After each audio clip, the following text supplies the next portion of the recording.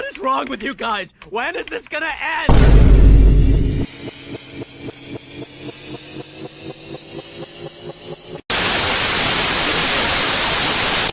Maxine.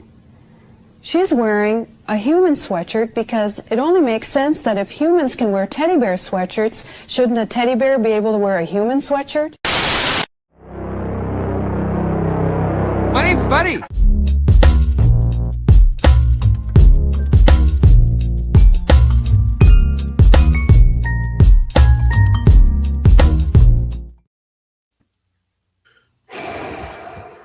You guys, that's the new Surface Noise co-host, Maxine. Do you guys, how about a warmer welcome for Maxine? Because if humans can wear a teddy bear sweatshirt, you would think a teddy bear could wear a human sweatshirt, right? I mean, it's very logical. It's a very logical argument.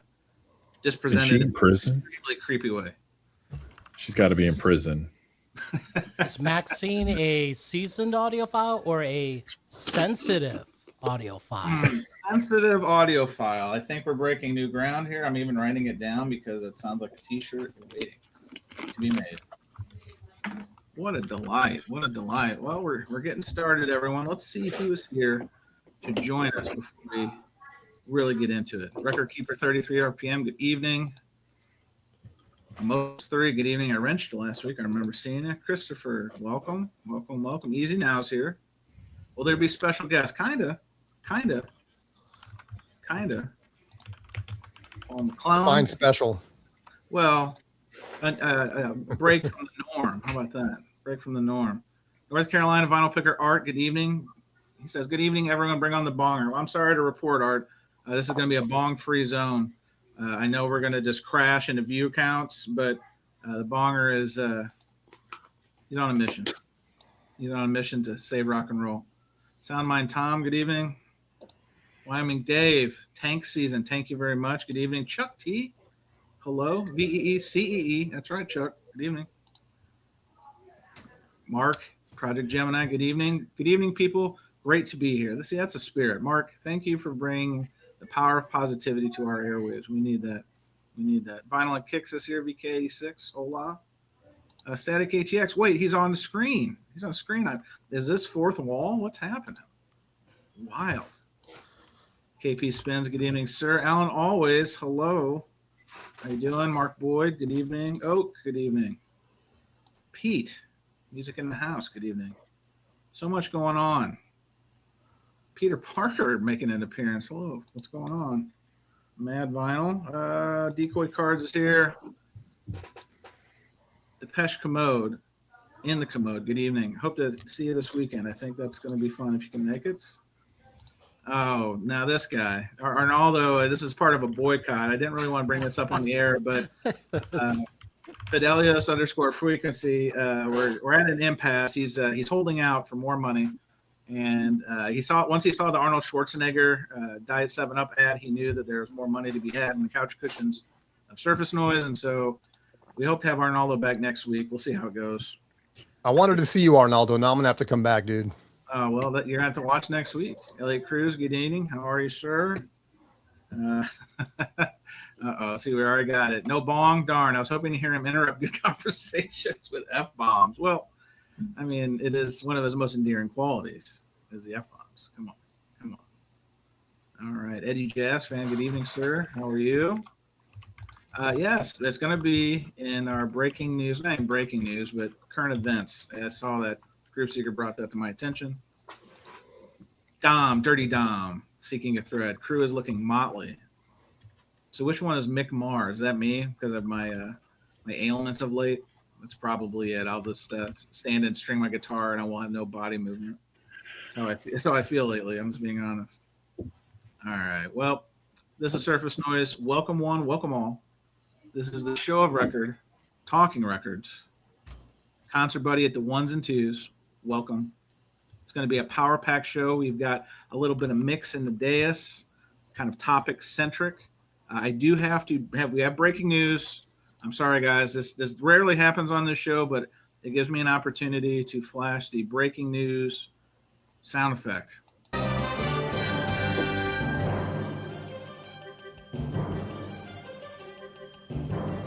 Edge of your seat. Sound effects longer than I thought it would be. All right. Sorry. Apologies. KP Spinz with a dono. Thank you. He says, I live in Chicago but can't make Axpona. Frown face. Buy a drink or two on me or a slice of Fremmer's lasagna. Listen, I am so excited to run into the Lasagna King. I can't wait. I considered having a t-shirt made, but then I think he would jump up and punch me. He would give me a Super Mario or a Lil Mac uppercut. Wait. We can't have it. Is he going to be there? Is Fremmer going to be there? He's on a couple panels. Yes, he's going to, I think Friday and Saturday. Don't get excited, Jason. I know this is your shot to get your last photo. Already met him, Joel. Yeah, but you need your selfie though with him. Nah. We got to get that record signed, Jay. Yeah. Chance, this is so nice. This is so nice. This is super nice. $20 to you, and the best part is Arnaldo gets none of it because he's not here. That's right, Arnaldo, in your face, Arnaldo. In your This face. is what you get. You chose to play hardball with the bad guy. And look what happened. KP Spinz, thank you. I think the plan is a Saturday meetup. We'll get into it. There's information there. I'm not good at the cheap plug, but we're going to have a cheap plug in current events. So look out. Don't say I didn't warn you. I mean, when you get there and you meet Fremmer, can we do like a live hearing test?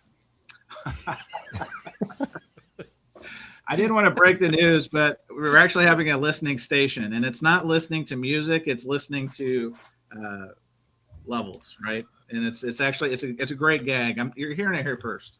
It's an Axpona exclusive. It's over by the second floor men's room, and if you sit down, there's electroshocks, and anyway, check it out. It's gonna be a gas, as they say, a gas. Well, thank you, KP Spence, for starting the show off right. I will try not to spend it all in one place, but it is appreciated. Anyone else want to throw a dono? I ain't too proud to beg. However, we do this for free. We do this, except Arnaldo. We do this for free, except Arnaldo, and we hope to have him back next week. Let me go through our guests because we do have some familiar faces-ish, dare I say. We'll start with the regulars from the Empire State, the one, the only, the King Kong of vinyl, Groove Seeker, or just Seeker. Chris, good evening. Good evening, Chance. Hello, friends. And then OG Jason, ? Jason Rojas is joining us from parts unknown, places unknown, shootouts soon to be known. Good evening, Jason. Thanks for having me back on Concert Buddy. Back. And then we're doing a little, remember the sitcoms they used to have, the crossovers, like especially around Sweeps Week, you'd have like Urkel showing up on Step by Step, and then like Suzanne Summers showing up on, I don't know, Bosom Buddies, or no, Growing Pains, Cousin Balky.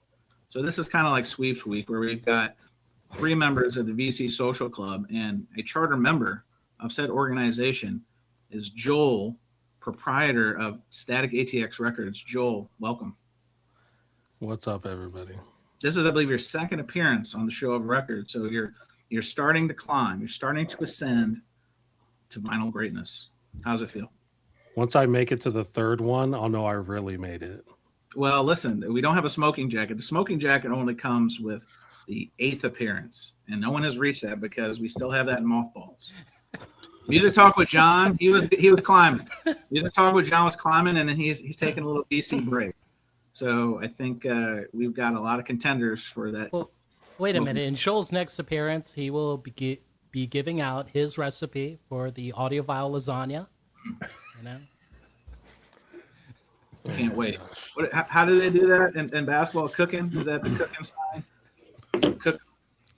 There it is. That's right. Yes, exactly. And then returning champion, Surface Noise alumnus, Jason Spinz Vinyl. Jason, welcome back to the Show of Record. How are you, sir? Doing good. Chance, Date, Jason, Joel, Chris. I'm humbled. Thanks for having me back. I appreciate it.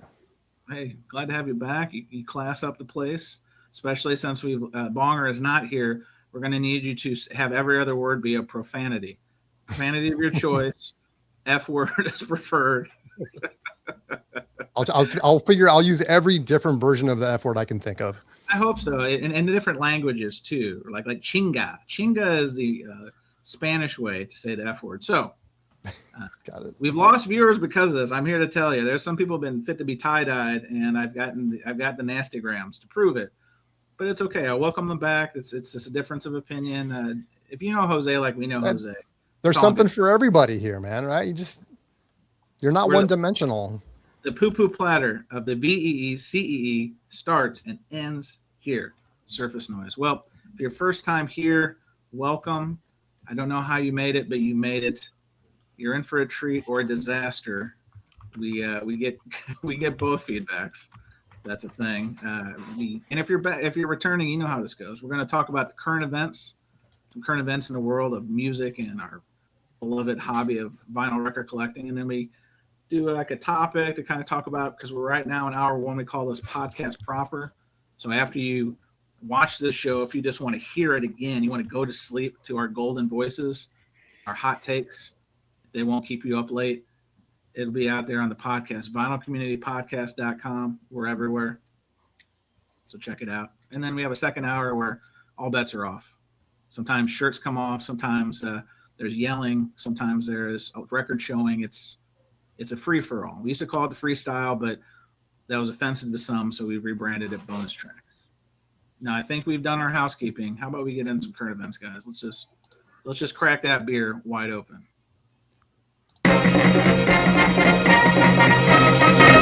I've got news for you.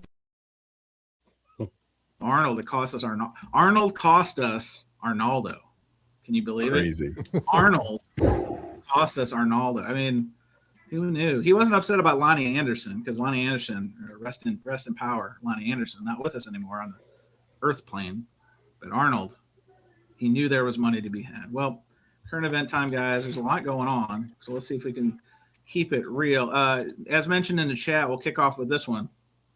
As Chris brought to my attention, legend, Planet Rock, Africa Bambaataa, often called the godfather of hip-hop, is dead.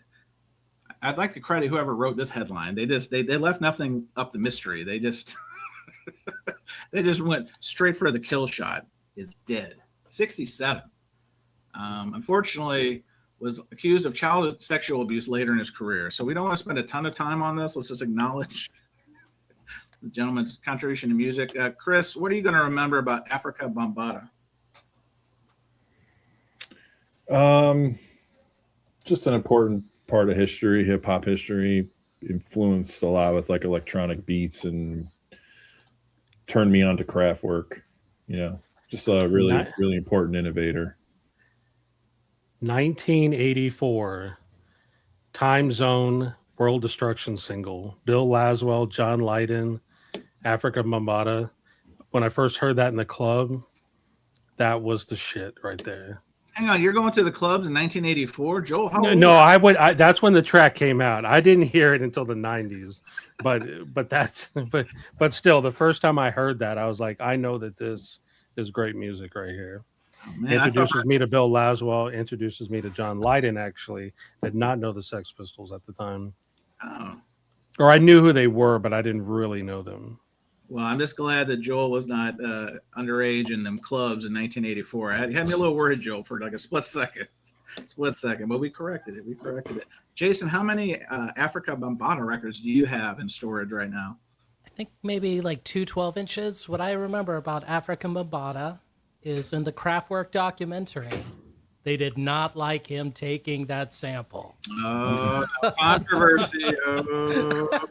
It's like nothing they can do about it. Right. It's too late. But I mean, like, again, as Groove Seeker said, without him sampling it, then people wouldn't have discovered Kraftwerk. So they weren't seeing it forward, even though it was Kraftwerk, right?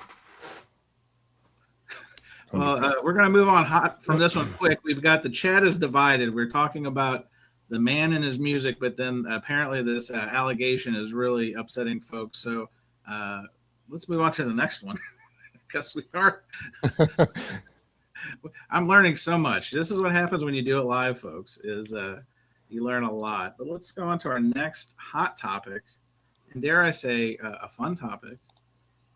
VinylCon. Jason just came from VinylCon LA, but breaking news this week was VinylCon is now planting their flag firmly in New York City. Guys, how do we feel about this? This thing is going fast and furious. They've already got shows coming up in Baltimore. They got Philly coming up at the beginning of May, the 2nd and 3rd of May. I think Arnaldo will be there on his as he's in his current strike from Surface Noise. And then Baltimore the next weekend, the 8th and the 9th. Now New York coming at us June 12th and 13th. How do we feel about this? I mean, is this this is the what I called it in the morning show earlier, the Vince McMahonification of record collecting shows, because if you recall, professional wrestling used to just be a series of territories across the North America hemisphere, and Vince McMahon nationalized it. He took all the top talent and made it a one national brand. I have some similar vibes on where VinylCon is going. I'm hoping to get Kobe on the show. I sent him an email today, so we'll see how that goes, but I'd love to get feedback on this, guys. Jason, I know you are behind closed doors. We call you Mr. VinylCon. Have you already bought your plane tickets for New York in June? Let me counter question. Have you ever been to New York in June in the summer? I've been in April or May. No. I've been in the fall. I take that back. No, I haven't. Why? Is it swamp ass season? Like some have told me. Oof. They don't make a antiperspirant for that. Well, summer heat and, record collectors that probably need Axe body spray. Well, listen, that should be one of the sponsors. One thing they do great at VinylCon is they do cross branding. And this seems like a natural if you're going to have Axe body spray, because to Jason's point, if you've ever been to a record show, some of our vinyl record collecting brethren, let's say they're a little hygiene challenged, I think is what the public relations firm told me. Hygiene challenged. So yeah, if you're cooking them, and I don't know where this venue is. Let's see. It's at Industry City. If Arnaldo is here, Groove Seeker, you have to be our default New York correspondent. Do you know what Industry City is? I actually don't. But Notes and Tones had messaged me and said that it was a good spot. There's good restaurants and social life around that. So apparently it's going to be good. Well, I'm psyched for it. Hang on, we've got a little pushback, Jason. Fidelius_frequency is trolling us in the chat. And he says, no, it's not that hot in June in New York City. Jason, do we need a farmer's almanac to settle this one? I don't want to get people upset. I live in Texas, so it's always hot here. And, I think it was like over 90 in LA during LA VinylCon, and a few of my friends were complaining, and then they were like, why aren't you complaining about it? And then another friend chimed in, well, geez, dumbass, Jason lives in Texas. It's always hot there. That's swamp ass summer right there in Texas. There's no doubt about that. Yeah, swamp ass is real. Mondo Enterprises, line of the night. Swamp ass is real. No kidding. Dom's an upstater. He said June could be dicey there. August, the worst. Yes. The worst. So I don't know. I was a little bit concerned. So first off, in New York, New Jersey, you can get a record fair every weekend. There's a couple of local circuits that rotate. I'm excited that VinylCon's coming. I was a little concerned that they would step on WFMU's throat a little bit, but I think they're doing the right thing by trying to space it out. I didn't want to see because that's WFMU is like a fundraising thing, right? For the station. And it's a lot to that. It means a lot to that community and their fans. So I think this is the closest they could go without it really interfering with the November show, in my opinion. If this was in August or September, I would have been upset. But this is June. June's okay. Well, Arnaldo tells us Industry City is in Brooklyn, where the designer stores are. Good to know. Hopefully, there's parking. Hang on.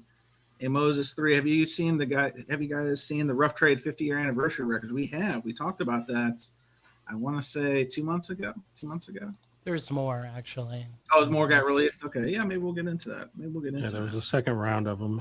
Okay, good to hear. I bought one of them, in fact. Oh, snap. Sean the Vinyl Dreamscape's here. He says the problem for body hygiene advertisers would be getting collectors to actually buy the product. Fair.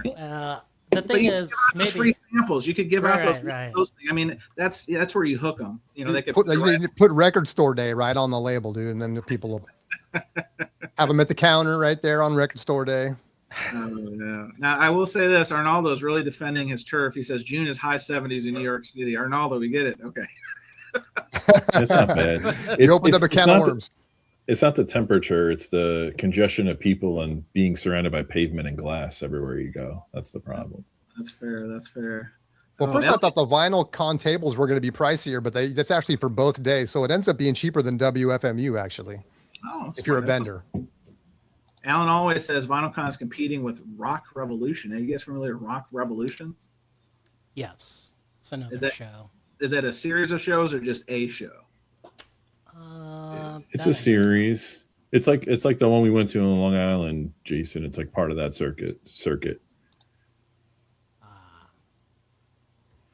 that's what I mean. Like you can find those shows between that and like Record Riot and I forgot the other one but like they're basically in New Jersey, Long Island, or New York every weekend. Boy, I tell you what, if you talk professional wrestling, the chat comes alive. Fluffy Records says, if VinylCon becomes the WWE of the VC, we need other big competitors like WCW and ECW. Well, that's the hope. ECW. Yeah, it's ECW. That's right. We need ECW. You need those disruptors. Like I think this is one of those areas where you want those disruptors. If VinylCon becomes the all powerful and they've got a show every weekend, I'm making it up, but you never know. At this rate, Philly one week, Baltimore the next. I mean, Kobe's on his way to domination. I mean, tip of the cap. What's going on there? So, the last question on this one, guys. Anyone going? Chris, would you go to this? You're probably the closest. Yeah, I'm going. My birthday is the 12th, so I'll take one of the days as like happy early birthday. Thank you. Say I didn't tell you. I think Dom said he might go. It'll be cool. Notes and Tones is going, so it's definitely going to be a little bit of a VC meetup. Just doesn't hurt the cause. This is a good one. Maybe Billy Corgan will start his own VinylCon like he did with wrestling. Well, let's see. There's the disruptor. Billy Corgan can dip his toes into these waters. I wouldn't mind. I hope Jason and Joel go. Well, that would be something. We get them Texas boys up there, up north, and we could get a live weather report. We get a live weather report. Go to Central Park. Tell us exactly the humidity levels and say in your face, Arnaldo, it is hot. I am sweating. Joel, are you gonna talk about your idea about going up to New York? Oh, it's been discussed. What was my idea? You talking about WFMU? No, for this VinylCon. Or were you talking about? You don't remember? You talking about the road trip? Yeah, that was a road trip. That was for. So I used AI to create a map for a road trip from Texas to New York. This was for WFMU though, hitting up every single record store along the way that wasn't more than an hour off the main route. So it found a bunch of record stores along the way we could hit up. And I made a separate map because Noble Records doesn't qualify. So I made a separate map that says, okay, do the same thing, but Noble Records was a requirement. And then it did the same thing. Gave me a bunch of record stores on the way. Incredible. The doctor is in session. Dr. Johnny Fever says Joel needs to get on Google Maps now. Now we've tried Map Time, this program, and if you're a fan of the show or at least caught that episode, you know that went sideways real quick.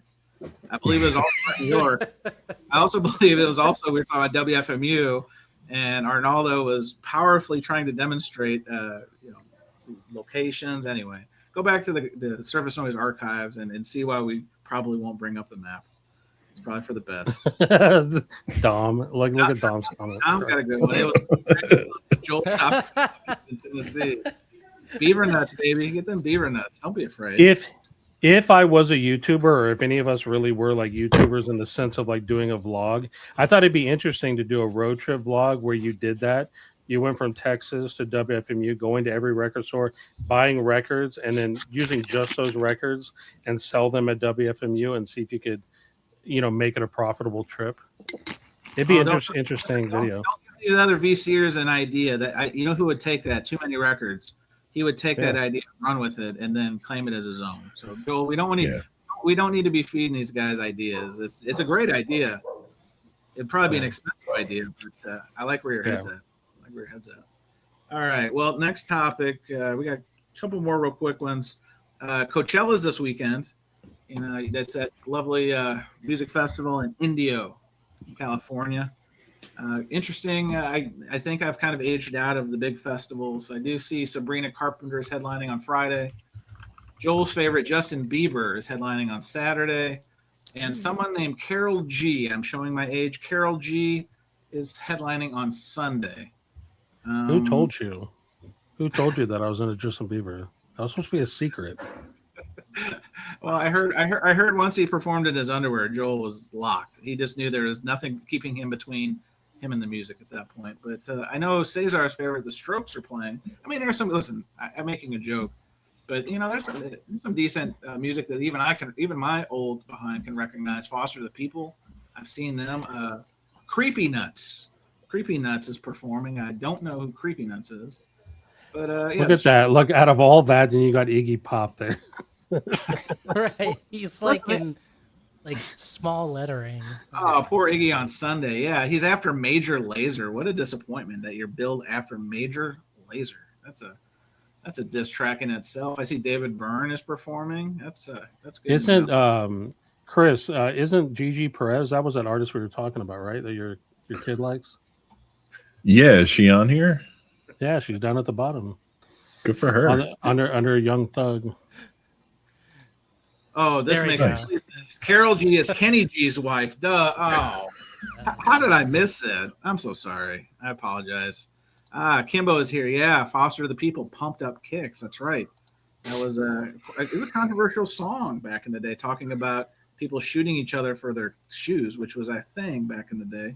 Check your history, sports fans. But yeah, I don't think anybody on the dais spins. Is this up your alley, Coachella? You strike me as, of anyone on the dais, most Coachella prone. Is this something that's ever been on your radar? The one thing I've heard about Coachella is what I've gotten from Bachelor Nation. Oh, of course. You know, that's where they all hang out between episodes, man. So it's like, I didn't know what Coachella was till then. Yeah, you know, it's not. You know, I hit up about maybe a show every year or two, and this year it's going to be Journey, baby. So yeah, no Coachella for me. Okay, all right. Fair It's enough. actually a pretty good lineup. Like, if I lived in California, I'd go. So There's some Joel good stuff on the lineup. Okay, and it's 2 weekends. Would you both weekends, Joel, or is one weekend enough? Because you know the danger is I think it was Benson Boone, if I'm not mistaken. One weekend had Brian May come out for a Queen tribute song, and then the next weekend he didn't have Brian May, so he had a cardboard cutout of Brian May, which was beyond cringe, as the young say. Cringe opportunity. So you never know what you're going to see. To me, these festival lineups, it's always about the undercard. Like when I look at the artists in small print, if they have good ones, then I'll go. And they got some good ones on here. I actually kind of dig them. You got, listen, on Sunday, you got Suicidal Tendencies, which I think is a kind of a hodgepodge of what the band was. I think Robert Trujillo's son is in that band now. And then Black Flag. I wonder who's going to be accounted for in Black Flag. And I don't know. Well, sorry, Coachella. Surface Noise will not be making an appearance, but I think it's important to say Jefferson's here. He says, I was bombarded with cliques of influencers asking to pick out their Coachella outfits. Yeah, that's probably past my zip code. All right. It's kind of cool that they have 9 Inch Noise. They're going to do that 9 Inch Nails Boys Noise collab. At first glance, Joel, I thought it was 9 Inch Nails. I'm not going to lie. And then I adjusted my cataracts, and then I figured out it was 9 Inch Noise. So it was a nice job of trying to confuse the old. I can appreciate that. All right, 2 more real quick, and then we'll get into show topic numero uno. This was kind of exciting if you're a Megadeth fan. Let me find it. Actually, it's 2 clips, but got word recently. Friend of the show, Billy Hurst, made me aware of this. Megadeth's what I'll call at least my 2 favorite albums, Countdown to Extinction and Youthanasia, finally getting a proper issuance in the States. Countdown here was only issued, I believe, in Germany and a UK pressing back in the day, maybe a Brazilian, if I'm being lazy. And then Youthanasia, same thing. UK, maybe a Brazilian if I'm there. So I think it's about damn time, because before the only U.S. version of Countdown to Extinction you could get was a MoFi version, and it's a $300 piece. So and it's a different mix, so not super fun there. Is anyone I mean, else? $33 for a double LP is a bargain these days, man. Well, this is direct from Capitol. Capitol's not playing around. You know, they're this is what I like about Joel. Is this something you're going to be able to stock? Have you guys? Because I think that's how I heard about it from Billy. I think he's going to bring him into a shop, Riverbend Records. I assume you can do the same. Yeah. I didn't put it up for pre-order, but I do have it on order. They're doing Megadeth is doing a record store day thing. They're doing Countdown to Extinction, and then there's something else going on with Megadeth. Well, yeah, the I forget record what store it is. is called Hidden Treasures, which is a collection of songs they did for soundtracks, and it actually had a CD release, gosh, in the '90s. So that'll be the first time that's on vinyl. So, David Mustaine fans, I think it's all coinciding because this is the last year they're touring. They're shutting down touring. They just put out their last studio album, so I think this is great news. I know Megadeth fans that I know are excited. I'm excited. No peace sells. Original Mexis, yeah, peace sells. They've done peace sells a couple times already. But yeah, that's great. So anyone else? Am I the only fool who's pre-ordering these? Guys, don't leave me on Megadeth Island alone. This is this album cover. It's a Oh. lot. hang on. Yeah. Let's do it. Listen, I don't want to flex, but you know what? I'm gonna flex, Jason. What I have here, let me take this off. And gallery, prepare to ooh and ah. When I show you an official Megadeth Euthanasia tour shirt owned by Marty Freeman, the guitar player. Look at this. That was just sold recently at Rockaway Records. I purchased this from Rockaway Records for a very good price. Is it single Nice. stitch, Chance? I believe it's single stitched. The only challenge, there is a challenge because I did get it at a good rate. There's a little tiny hole stitch right here. So I've bought, I did, you're going to laugh. I did a deep dive in YouTube on how to patch holes in t-shirts. And so I'm going to try it. I'm going to try it because Go, baby. listen, this is go big. Brandon, if you're still here, in your face. Brandon, Mr. Hall of Fame, in your face. You've got all the cool tour shirts. I'm coming to get you, big man. Coming to get you. That's pretty cool, man. That is a flex right there. I wasn't intending it, but you know what? I forgot I still had it up here, and Jason. That was great. He went right. That's great. He went right to it. Euthanasia with the babies hanging upside down. Tremendous. Train of consequences. Do a tutorial video on the patching process too, dude. 'Cause I'm sure a lot of us would like to see that. Yeah, Brian Glick is exactly right. He's excited to hear about these reissues. It's time to sell the unofficials. Yes, dump all those European imports, unofficials, because there've been a handful of them on both. It's time. Oh, Tokyo Brian's here. Yeah, Marty Freeman does live in Tokyo. Yeah, he's a nice cat. I guess he had some stuff in a storage locker here in LA. He took it to Rockaway, and that was actually one of the cheaper shirts, believe it or not, because of the hole in it. So I just jumped right on it. Thank you, Mark. That is a quality shirt, hole and all. Maybe I'll wear it with the hole, and maybe some of my chest hair can come out. I can look like the power Hoosier I was always meant to be. I'll just be sitting there, and a couple little hairs pop out of the hole. Brilliant. All right, so last one, guys, and then we'll get into the real discussions here. This is probably something I'm not the best at, so I should probably get better about this. Axpona is this weekend.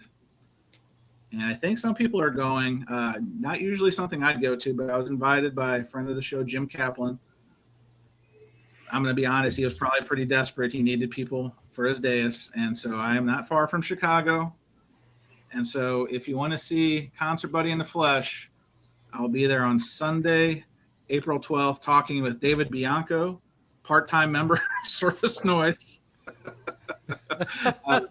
And then Louis V, Vinyl Latte, he's in the gallery sometimes. He's a friend of the show. And then Jim is hosting. So it'll be an entertaining conversation. I'm going to see the Lasagna King while I'm there, pay homage to him. I think Steve Gutenberg is going to be there. There's going to be a lot of seasoned audiophiles. In fact, Dave Modoc, I hope you're going to be there because I will probably wear this around the lobby. I might even wear it on the dais when we're talking records. I may this may be my ultimate flex. I may get a lot of side eyes or I may get people saying, "How much for your pin?" We'll see what happens. I think it's going to be a great social experiment. But now listen to this. Look at the Johnny Fever's comment. Oh, Come on. no. Unlimited breadsticks. I heard that's what they're giving out. Fremmer's panels have unlimited salad and breadsticks. So we can't compete with that. We honestly can't compete with that. But Richard, this is a great. How much will you? Is this going to stream? What's that? Is this going to stream? Sorry, Chance. Oh no, you're good. I don't know. I don't know if we're big enough stars. They bumped us from Saturday to Sunday. I took that as a sign of they just want to get us in and out kind of thing. But security is going to be a problem.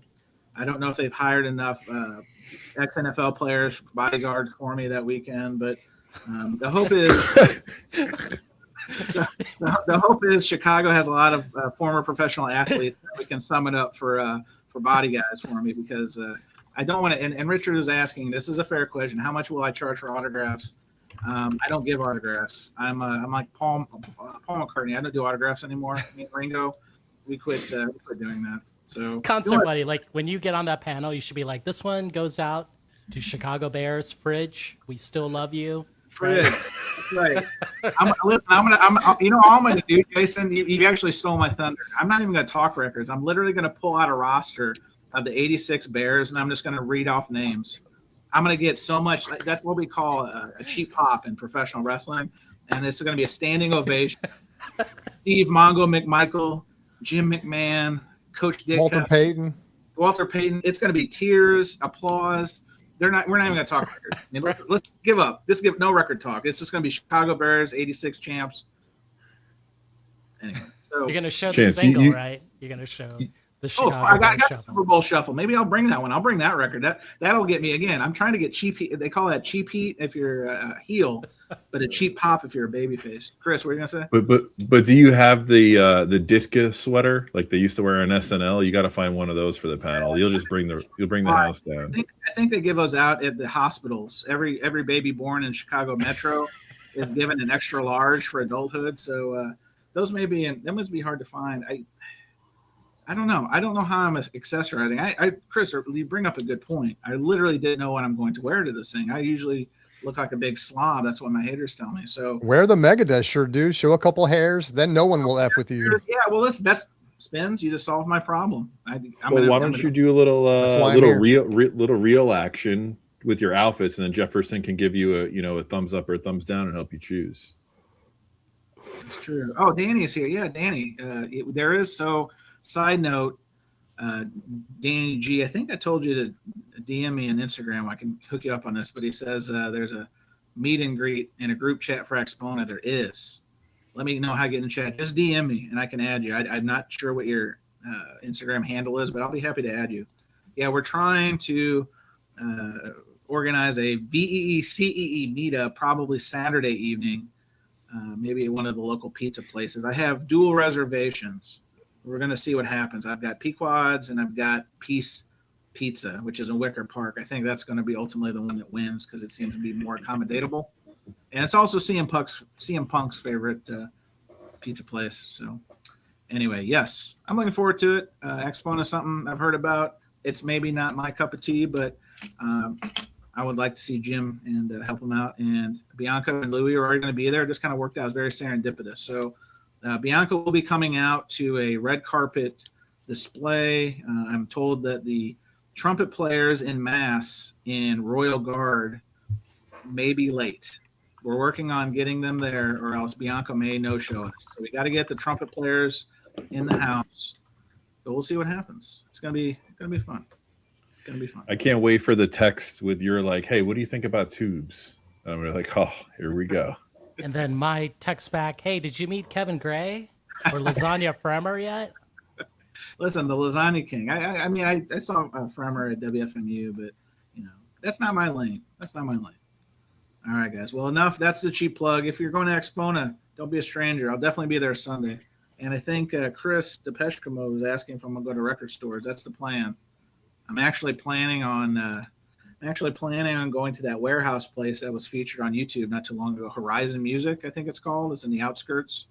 So I'm going to go there. I'm looking for a couple of very deep dig records that I'm hoping this guy has. It seemed from the YouTube video this gentleman was ready to unleash some of these records in his arsenal. So anyway, all right, well, current events over. Topic du jour. No, I did the banner wrong. So the title of the show was "Is the Future of Analog Digital?" And this is going a couple different ways. What I'm going for is, at least for me, it seems I'm spending a huge amount of time online, probably more than I should, looking for records. It's so easy now. You've got the 79th organ of our cell phones, information at your fingertips. And so it made me ponder, is it easier to find records through digital means, websites, computers, etc., than even going to the stores anymore? The stores are still great. I still like going. I still like the hunt. I still like finding things in the wild. But if you're really looking hard for some of these rare records, is digital means the way. And so then I thought, well, friend of the show, Spinz Vinyl, actually has an app. So this is the better plug. My little cheap plug about Axpona, not so good. This is what we want to give. We want to give you the rub. Spinz has developed an app, the Spinz app, that literally is going to take Discogs, because, I think we can all agree the Discogs app, it's just mid. Kids call that mid. I think a lot of people, even in the gallery, will say that they use the actual web browser version of Discogs. That's more user-friendly. So think about that. You're on your phone. You have to open a web browser to then open a website, and it's more user-friendly than the actual app that was developed to shortcut that. If you use the Discogs app, you're a fucking masochist. Do not use that piece of trash app. And that's even worse. An Android user. It's even worse if you're a seller because of all the bugs. You guys hear about the bugs where like people are using that app, they change one price and it changes all of their prices? Oh no. Can you imagine having thousands of things and you had to go update it? Like, do not touch that app, trust me. Yeah, we've got a couple. Rick says here the Discog app sucks. That new app sucks. Well, Elliot says just use your laptop. Jefferson says I only use the app to scan barcodes. So this is a warm. Oh, the app is trash. Herc says our app is trash. So all that said, Jason, that's a great lead-in for what you're going to talk about as part of this. And Joel's got a piece to talk about too. We're going to get to that. But Spinz says, we get those questions. Where's Spinz been? Where's Spinz? Where's the B-side? I asked the same thing about everybody. Where did you guys go? The good news is that in part of Spinz, part of his journey has been to come back to talk to us about an app he's developed. And I guess I'll start there, Jason. Like, you must have a background in app creation. Am I saying it right? Like developing apps? Yeah, I mean, I started in tech in 2008. So I started in YouTube in 2023. So I had a long life in the tech industry before coming here. So I'm not just, and nothing wrong with being a YouTuber turned app developer, but this is something that I've been doing for a long time. So, and in fact, building other apps similar to the Spinz app, for other communities. So it just seemed like, for all the reasons that you guys just justified in the comment section, is exactly why it inspired me to go ahead and start cooking on this thing. Oh, look at this. Music in the House. Pete, who's also doing he was doing a website. There it is. I think we talked about that on the pod before. And Pete, put the link in below if you'd like to plug that, of course. He says the Spinz app is really good. Buddy, request him at Music in the House. So this is a feature, and we'll get into it. This is not a commercial. This is just an opportunity to learn about Spinz app and then try it if you like it. There's a lot of what I'll say, and this is no smoke. I think it has the potential to take your Discogs experience next level. Again, low bar to start with. So you'll find almost from the download and first interactions that it plays a lot cleaner. And I should give you the plug before we give you a few to talk about it. Let me throw it up here. Boom, boom. So now this is only on iOS. I do need to say that the Google Android piece, to Joel's dismay, is in process, but not out yet. But Spinz, the vinyl record scanner. So Jason, I don't want to steal thunder from you, but talk about why you decided to create this app, and then some of the highlights, the high level. I see Concert Buddy in the promotional material, so it's good. And there's Pete right there, Music in the House. So what was the motivation behind creating the app, and then what are some of the things that you're really proud of that the app does, Jason. Yeah, I appreciate that. I'm going to try to do the quick version. I mean, it really was just pain points and headaches as a record collector in general, from being in a record store and, trying to make good choices, informed choices in a record store. And the apps I was trying to use never worked right or took too long. And so, I wanted a way to be able to, and someone mentioned a scanner, a UPC scanner. Well, this app actually scans record labels and matrix codes. So, it really just wanted to not just put out another, like a skin around Discogs, but let it be a whole sort of ecosystem that solves a whole bunch of problems. One, from trying to, again, make good decisions while I'm in a record store, which can include trying to find records for my friends. It's like I'll remember one record that Chance wants, but I don't know his whole want list. So that's another feature in the app that I wanted to make sure was there. And it's cataloging your collection. Takes forever, and when you start to get behind on it, you're like, really, do I want to spend the next 8 hours or 2 days or a week updating my collection in Discogs to catch up? No, I don't. So the app helps to expedite that as well. So it was just a lot of those little things I'll be honest with you, dude, I was really inspired by the conversations we would have right here on Service Noise about Record Store Day, about sending each other pictures of walls, the big walls behind the counter at record stores and stuff. And it just wanted a way to be able to kind of integrate that all together, enhance it, fine tune it, simplify it, all that good stuff. And that way you kind of have one tool on your phone that kind of takes care of all that stuff. So that was really kind of the inspiration. Once I got going, it's just, and I'll admit, it's only been out a month. I am updating it every single week. I'm taking a lot of feedback from users, which is fantastic. I appreciate that.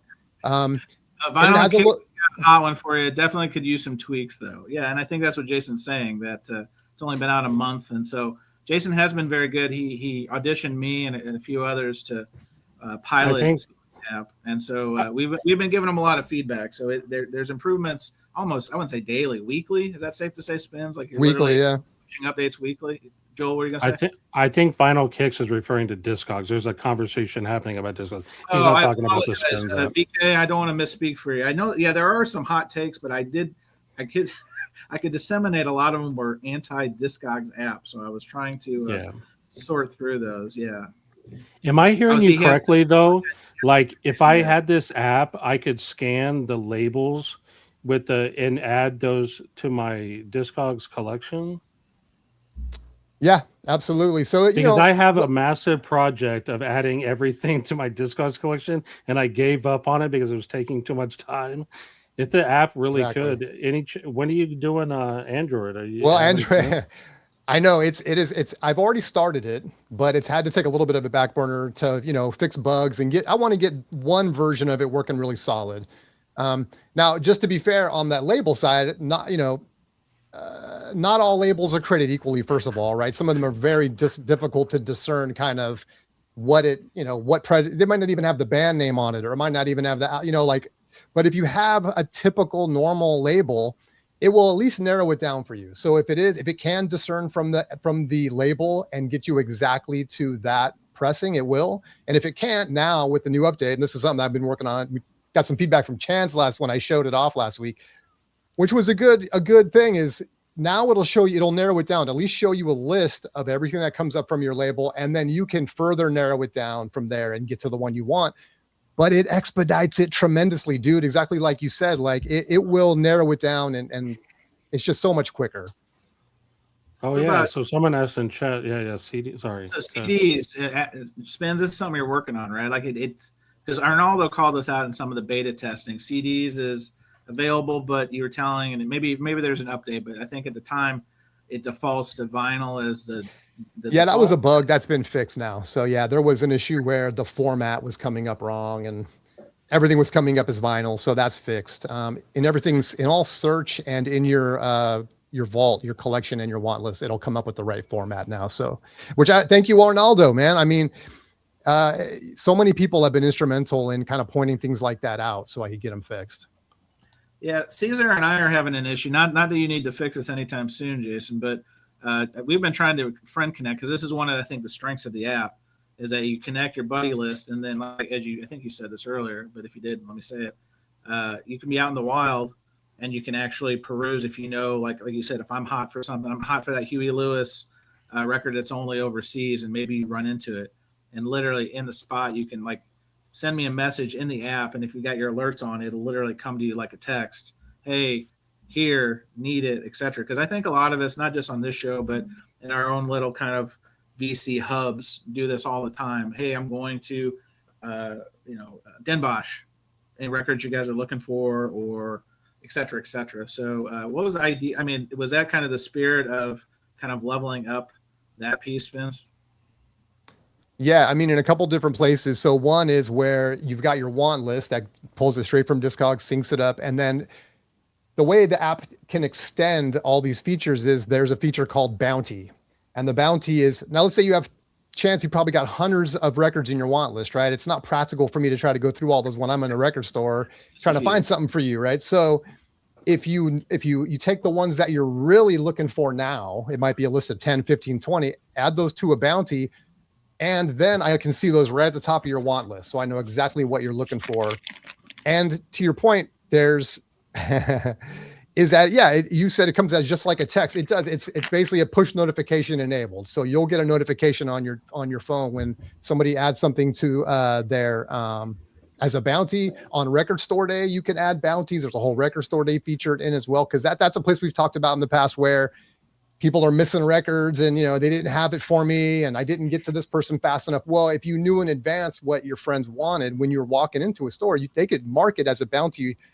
And as soon as they're done shopping and walk out, you'll get a notification saying, oh man, now I get a chance to pick this up for my friend. And it's so reciprocal, right? Because it's not just you helping your friends, they help you out too. So yeah, in terms of the last feature, you just mentioned there was a bug. You guys, Cesar, Chance, please try it on the new update that came out 2 days ago and let me know if it doesn't work. And if it doesn't, let me know because I need to fix that. We got a lot of love connections. I know Jefferson and Alan already know each other, but they're already proposing to each other in the app. I think this is lovely. I think this is a feature that the bromance can go next level. You can continue your warm on it. So a couple of rapid fire questions. First of all, Group Seeker, before we get into some questions, what have you thought? What are your early impressions of using this? I know we talked a little bit about it. Honestly, I haven't really gotten into it since I downloaded it. We had the first conversation. yeah. I some things. Thanks, man. But no problem. Yeah. So someone asked in chat about, so if you can scan the matrix, you're able to read that and find it. Well, and it's the same issue like in real life, right? You got to have the lighting just correct. So that is a feature I'm actually working hard on. In fact, the last week I put a ton of time into the scanner, just in terms of the scanner flow, being pleasant to work with, easy to add to your want list or to your collection. It will pick up matrix if you can. There's also a flashlight you can turn on in the app that'll shine a light on it. I'm using a specific kind of scanner that lets you get really close to the wax to get a photograph of it. But again, it can be one of those things where if it's hand etched, it's going to be more difficult to pick up on and stuff. So it's still working on that, to see how good I can make it. But yes, if you can pick up the matrix, it'll certainly find it on Discogs and it'll come right up. Yeah, that could be. Jefferson's right. That would be a game changer. But yeah, you're right. It's like anything else. The lighting is pretty interesting. So here's a technical question from Pete. Do you do this in Swift or React? I think that'll be for. It's in Swift. Yeah, this is all native. So, I started out actually, and it's a good question because I started this out as a web app. That lasted about a month or a few weeks because as soon as I went to my friend Brandon, Mr. Hall of Fame, to try it out on his phone, it wasn't performing on his phone. He couldn't even install the app correctly. And at that point I was like, screw this. I'm an iOS developer. Why am I even messing around with this? That would have got me on Android faster, but I'm way more happy. You went to Brandon first on this? You didn't go to me first? I don't know how to respond. You have to cut your mic. We have to cut your mic on that one. Let's get. Well, no, you know what it was? It's one of those things where it's like, you don't want to say too much to too many people until it's like a reality. And once it's out there, then that's when I want to start like looping all you guys in on it. And so otherwise it's just promises until that point. So what about, here's a question. Can you give a rundown of the paid versus unpaid? Because there is a paid feature to this that you probably should explain. Yeah. So the scanner, you get 10 scans for free. That's enough, I think, to get people going and realize like, hey, this is really going to work for me. And then it's like $5 a month, and that just pays for really the scanner but that's technology. Pretty much scanner specific. You can still link to Discog. You can still use the features. You still get all the main features of the app. The only thing, the three things you're really paying for, and this will change in the future, but the scanner, after 10 scans, you can list 3 items. By the way, it's back and forth on Discog. This is not just consuming your Discogs collection. This is adding to your want list, adding to your collection through Discogs. It's selling, listing records in the marketplace. You get 3 of those. It's just enough to say, hey, this actually works. This is cool. I'm going to go ahead and upgrade for this. And the other thing is on the homepage, there's like a discovery. There's a couple different ways to discover new music on the homepage. And one of them is it will take there's an algorithm that I wrote that will take your collection and your want list, and it'll try to find you other records like that. And I've actually, this record right here, I discovered through my app. I didn't know anything about it, and it just came up as a what record is that? A recommendation. Serge Gainsbourg, History, Melody, Nelson. Got it. And so those are the things, right? Give you enough taste of it to see if it's going to work for you. But chance to the point, like you said, is that this app is fully functional without any of that. And that was very important to me. I didn't want to give you a paywall as soon as you come into the app and you can't do anything. Like, I hate that. Like, I need to use the app to know if I'm even going to want to shell out even a penny for it. But you never have to buy anything, and you're going to get the full Discogs experience with very few exceptions. Hang on. I think Jason might have put Chasing Records up to this comment. Will it turn my KG into DeadWax to an RL for me? Jason hey, that sounds like an upcoming feature. I think Rojas put him up to. There must be money exchange. That sounds like a Rojas line. I don't know. So I have a question. If we're connected on this app, right, and your Discogs inventory is on the app, can I see your Discogs inventory as well? So right now, the 2 things you can see are my want list and anything I have in the marketplace, which is another cool feature. Okay.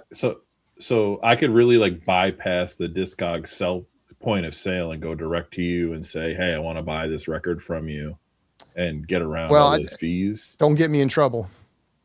Got it. We can't do that. There's a link. You can do whatever you want, but at the bottom of that page is a link to Discogs to go buy it. So understood. Just be aware. Yeah. Got it. Look at that, Chris over here trying to put people on blast, get them banned from Discord. No, that's all I need right now. No, but that's a fair question. If it is. If I can see that what you're selling, and there's a communication on the Spinz app, then that's a unofficial benefit or feature of the network, right? Mm-hmm. Just like if you saw my Discogs and messaged me on Instagram, I would sell it to you on Instagram, right?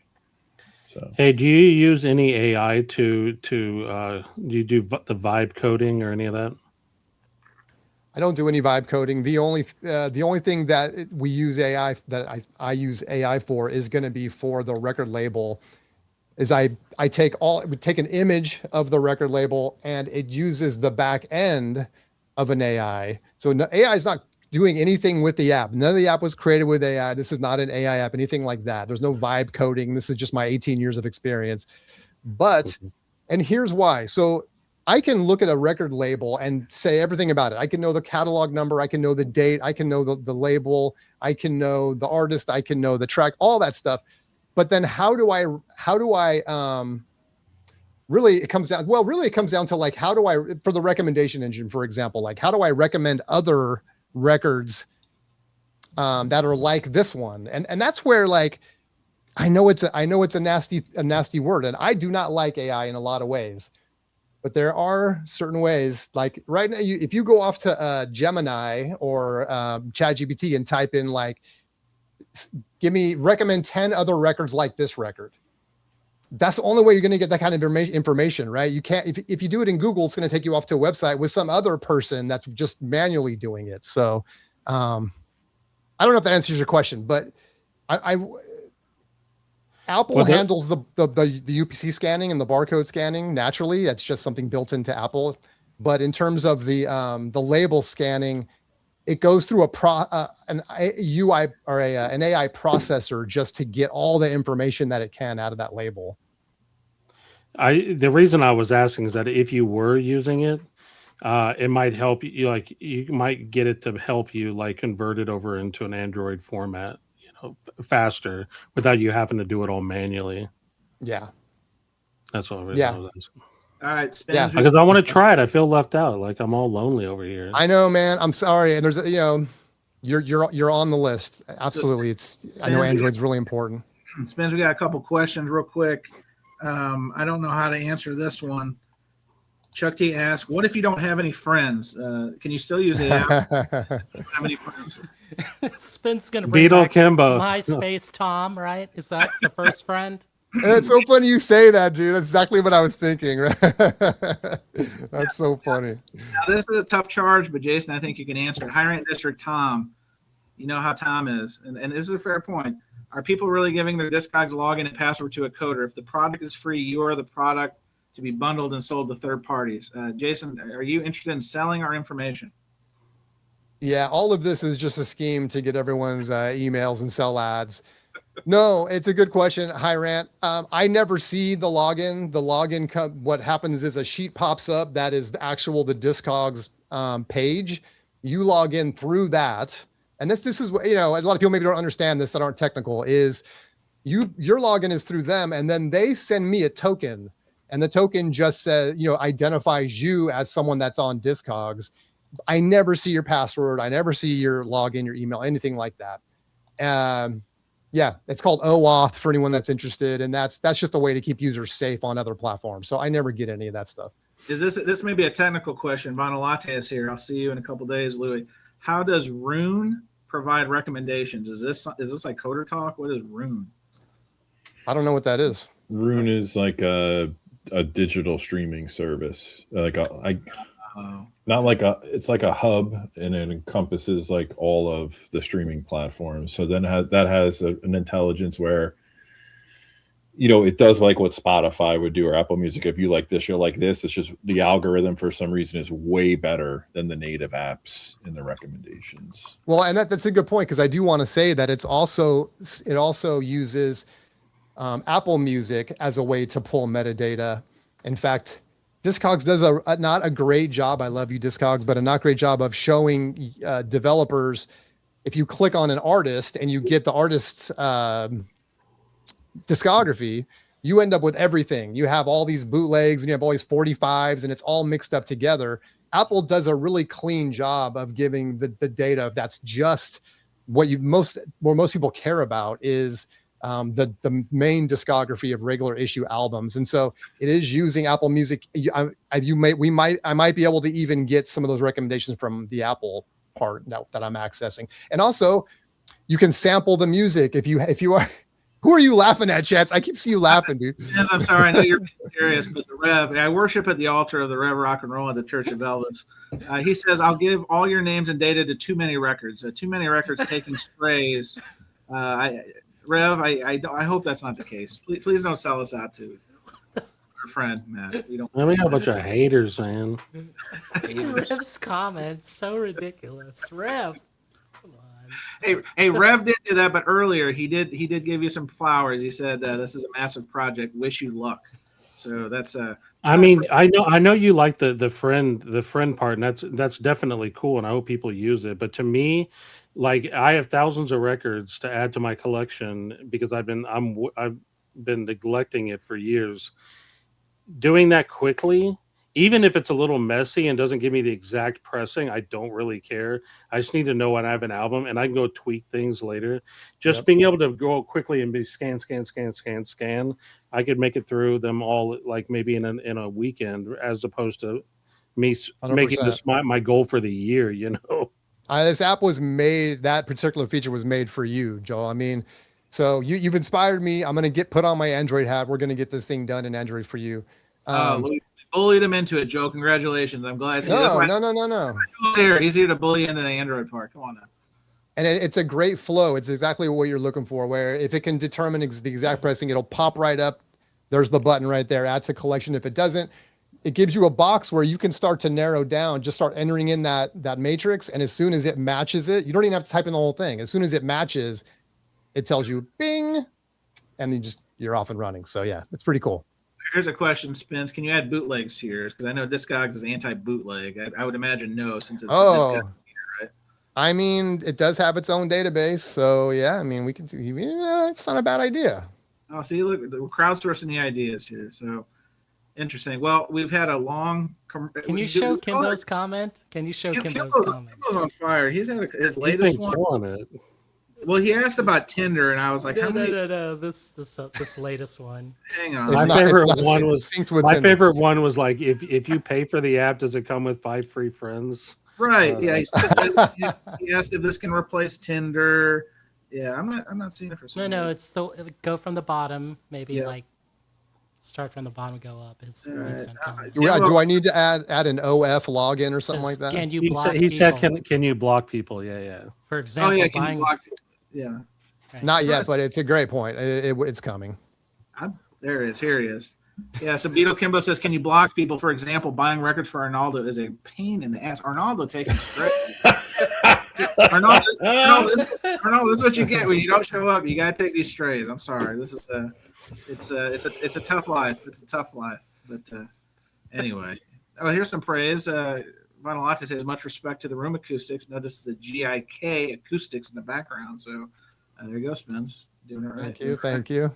Yes, Kevin, Arnaldo did not get paid. We have a no show, no pay rule here on the show. So there's one part of it. So there's some will call that a commercial, but I did think it's important because I think this app it has a lot of potential, and I know Spinz has put a lot into it. So I want to give him a good forum to talk about this because as it was a resounding feedback that Discogs app sucks. So this is a potential level up to that experience. Now the other piece, and this is part of the reason Joel's here, is the website thing. And this is Joel and I had a kind of a back channel conversation about this. He was kind enough to go watch some old Concert Buddy content, which I encourage everyone to do. And one of my videos talking about my favorite record store websites. And Joel, you kind of informed me, you actually gave me the term because one of the things I talk about on there is if you go to Waterloo or a lot of stores will use what I call a cookie cutter website that from my understanding and as explained to me was presented to them through the distributors. They can kind of set it up and blah, blah, blah. Yeah. Real work is creating the SKUs, adding used and et cetera, et cetera. So Joel, what was the term you called those type of websites? Well, for starters, I actually wasn't specifically looking for your records. I was looking for a topic, and I just did a Google search, and your channel came up. So kudos to your SEO. Those paid searches are really paying off. I bet that's good though. But so what it is there's a company called Broadtime that have a product called Tune Portal. And that's what you see like Waterloo and several other sites using. It's a back end like a Shopify or a Square. It's just their version that they custom made. And so like if you want to use them, that's one of the options. And it's usually like if you don't have a website of your own and you want them to build one, they're going to offer you what they call Tune Portal. Sure. Okay. Yeah. And then separately from that, they have a separate product, which is basically a drop shipping product for Alliance, which is one of the major distributors. Allows you to like basically add their products to your website for people to either pre-order or order, and then Alliance will drop ship it to you. Arnaldo still watching vigorously from his throne. He says, Kimbo, no worries. I know I'm a pain in the ass. See, look, that's the first. Hey, there we go. Appreciate that. I appreciate that. Joel, one thing that I've always complained about stores' websites, and I think your website's pretty good, is the actual we call it the user interface. And I get turned off a lot from these websites you're talking about. One, because they don't do a really good job of putting used up there. But also, can you kind of explain like what a pain in the ass it is to catalog and put things up? Or maybe it's not. Maybe you found the solve because I don't believe you have any used on your site, or correct me if I'm wrong. You predominantly I've started adding it. So meaning you have to build a SKU, you have to build an entry, you have to take pictures. Like, is that like for a store owner? Is that labor prohibitive to add used? No, it's just that they sell quickly, right? So it's the ROI, right? Like if I'm putting a new record on the website, it's because I have like 10, 15 copies of it, right? So it takes a while to sell. And when it sells out, I'm going to get more. So there's an ROI there. Whereas if I have one copy of a used record, the time it takes me to put it up, then it sells and then it's gone and I'm not getting it back again. Or if I do, I got to relist it with a new condition. So it's just like an ROI thing. But it has nothing to do with the type of the back end that they're using. It's easy for me to add used stuff. And I usually I'm more choosy about what I add. Like I basically add my wall records to the website as opposed to adding every used record, right? Because we have thousands of them. It just would take too long. Of course. What about, I know that's one thing. I've challenged Mike Esposito directly, the In-Groove, because his website does offer used, but it doesn't seem to get updated regularly. And in fact, I think his retort was he had to hire a specific person. Now, obviously, he probably does a lot of volume on his website. I'm giving him that. But wouldn't you think, and I'm just talking out here, wouldn't you think if you wanted to sell used records, you'd want to put more used records up there? Not every single used piece. That's like you said, Joel, that's insane. What's the ROI on putting up a Dolly Parton 9 to 5 record versus, I don't know, Mad Season's debut? But just in terms of, I think that's where, and I think I even called out in some of the videos I did on this topic, is that's where I think people are missing the ball. If it's labor intensive, and but it's just easier. If you're a record store, you want to sell records. So it's always kind of struck me as odd as why don't you have that feature? What do you say about that? Well, there's two things. Well, one, it's easier to just put them on Discogs, right? Because all the information is there. You just click, I want to sell it, and you put a price and a condition. That's infinitely easier and faster to do than putting them on your own website. And then two, you want to encourage people to come in, right? Like I dread selling used records online because the problem is like, even I have a really good understanding of what the grading system is. And you would think like, oh, everybody does. They don't, right? Like a VG is a VG, but if you get 10 people in a room, you ask them what a VG is, you get 10 different opinions. And so it's like, it's not only is it time consuming to put used records online, it's also like you have to deal with all the pain in the ass of like, oh, it wasn't really a VG, like I played it skipped in this one little part, therefore it's a G. And it's just like, who's got time for that shit? Just come into the store, look at it, you know what I mean? That's the honest truth. That's why no store wants to do it, you know what I mean? So I think I'm going to get disinvited from the Chad Palooza in the fall, but Vinyl Latte says Mike can't afford investing in a site like Acoustic Sounds does. Shots fired. I have bought a record from both websites. I will say that, full transparency, but I think especially a business that has the vinyl vault, you'd think you'd want that thing to be super clean, super easy to find records, especially because there's a lot of high dollar records, but I don't think they've mastered that piece yet. So I don't know. Yeah.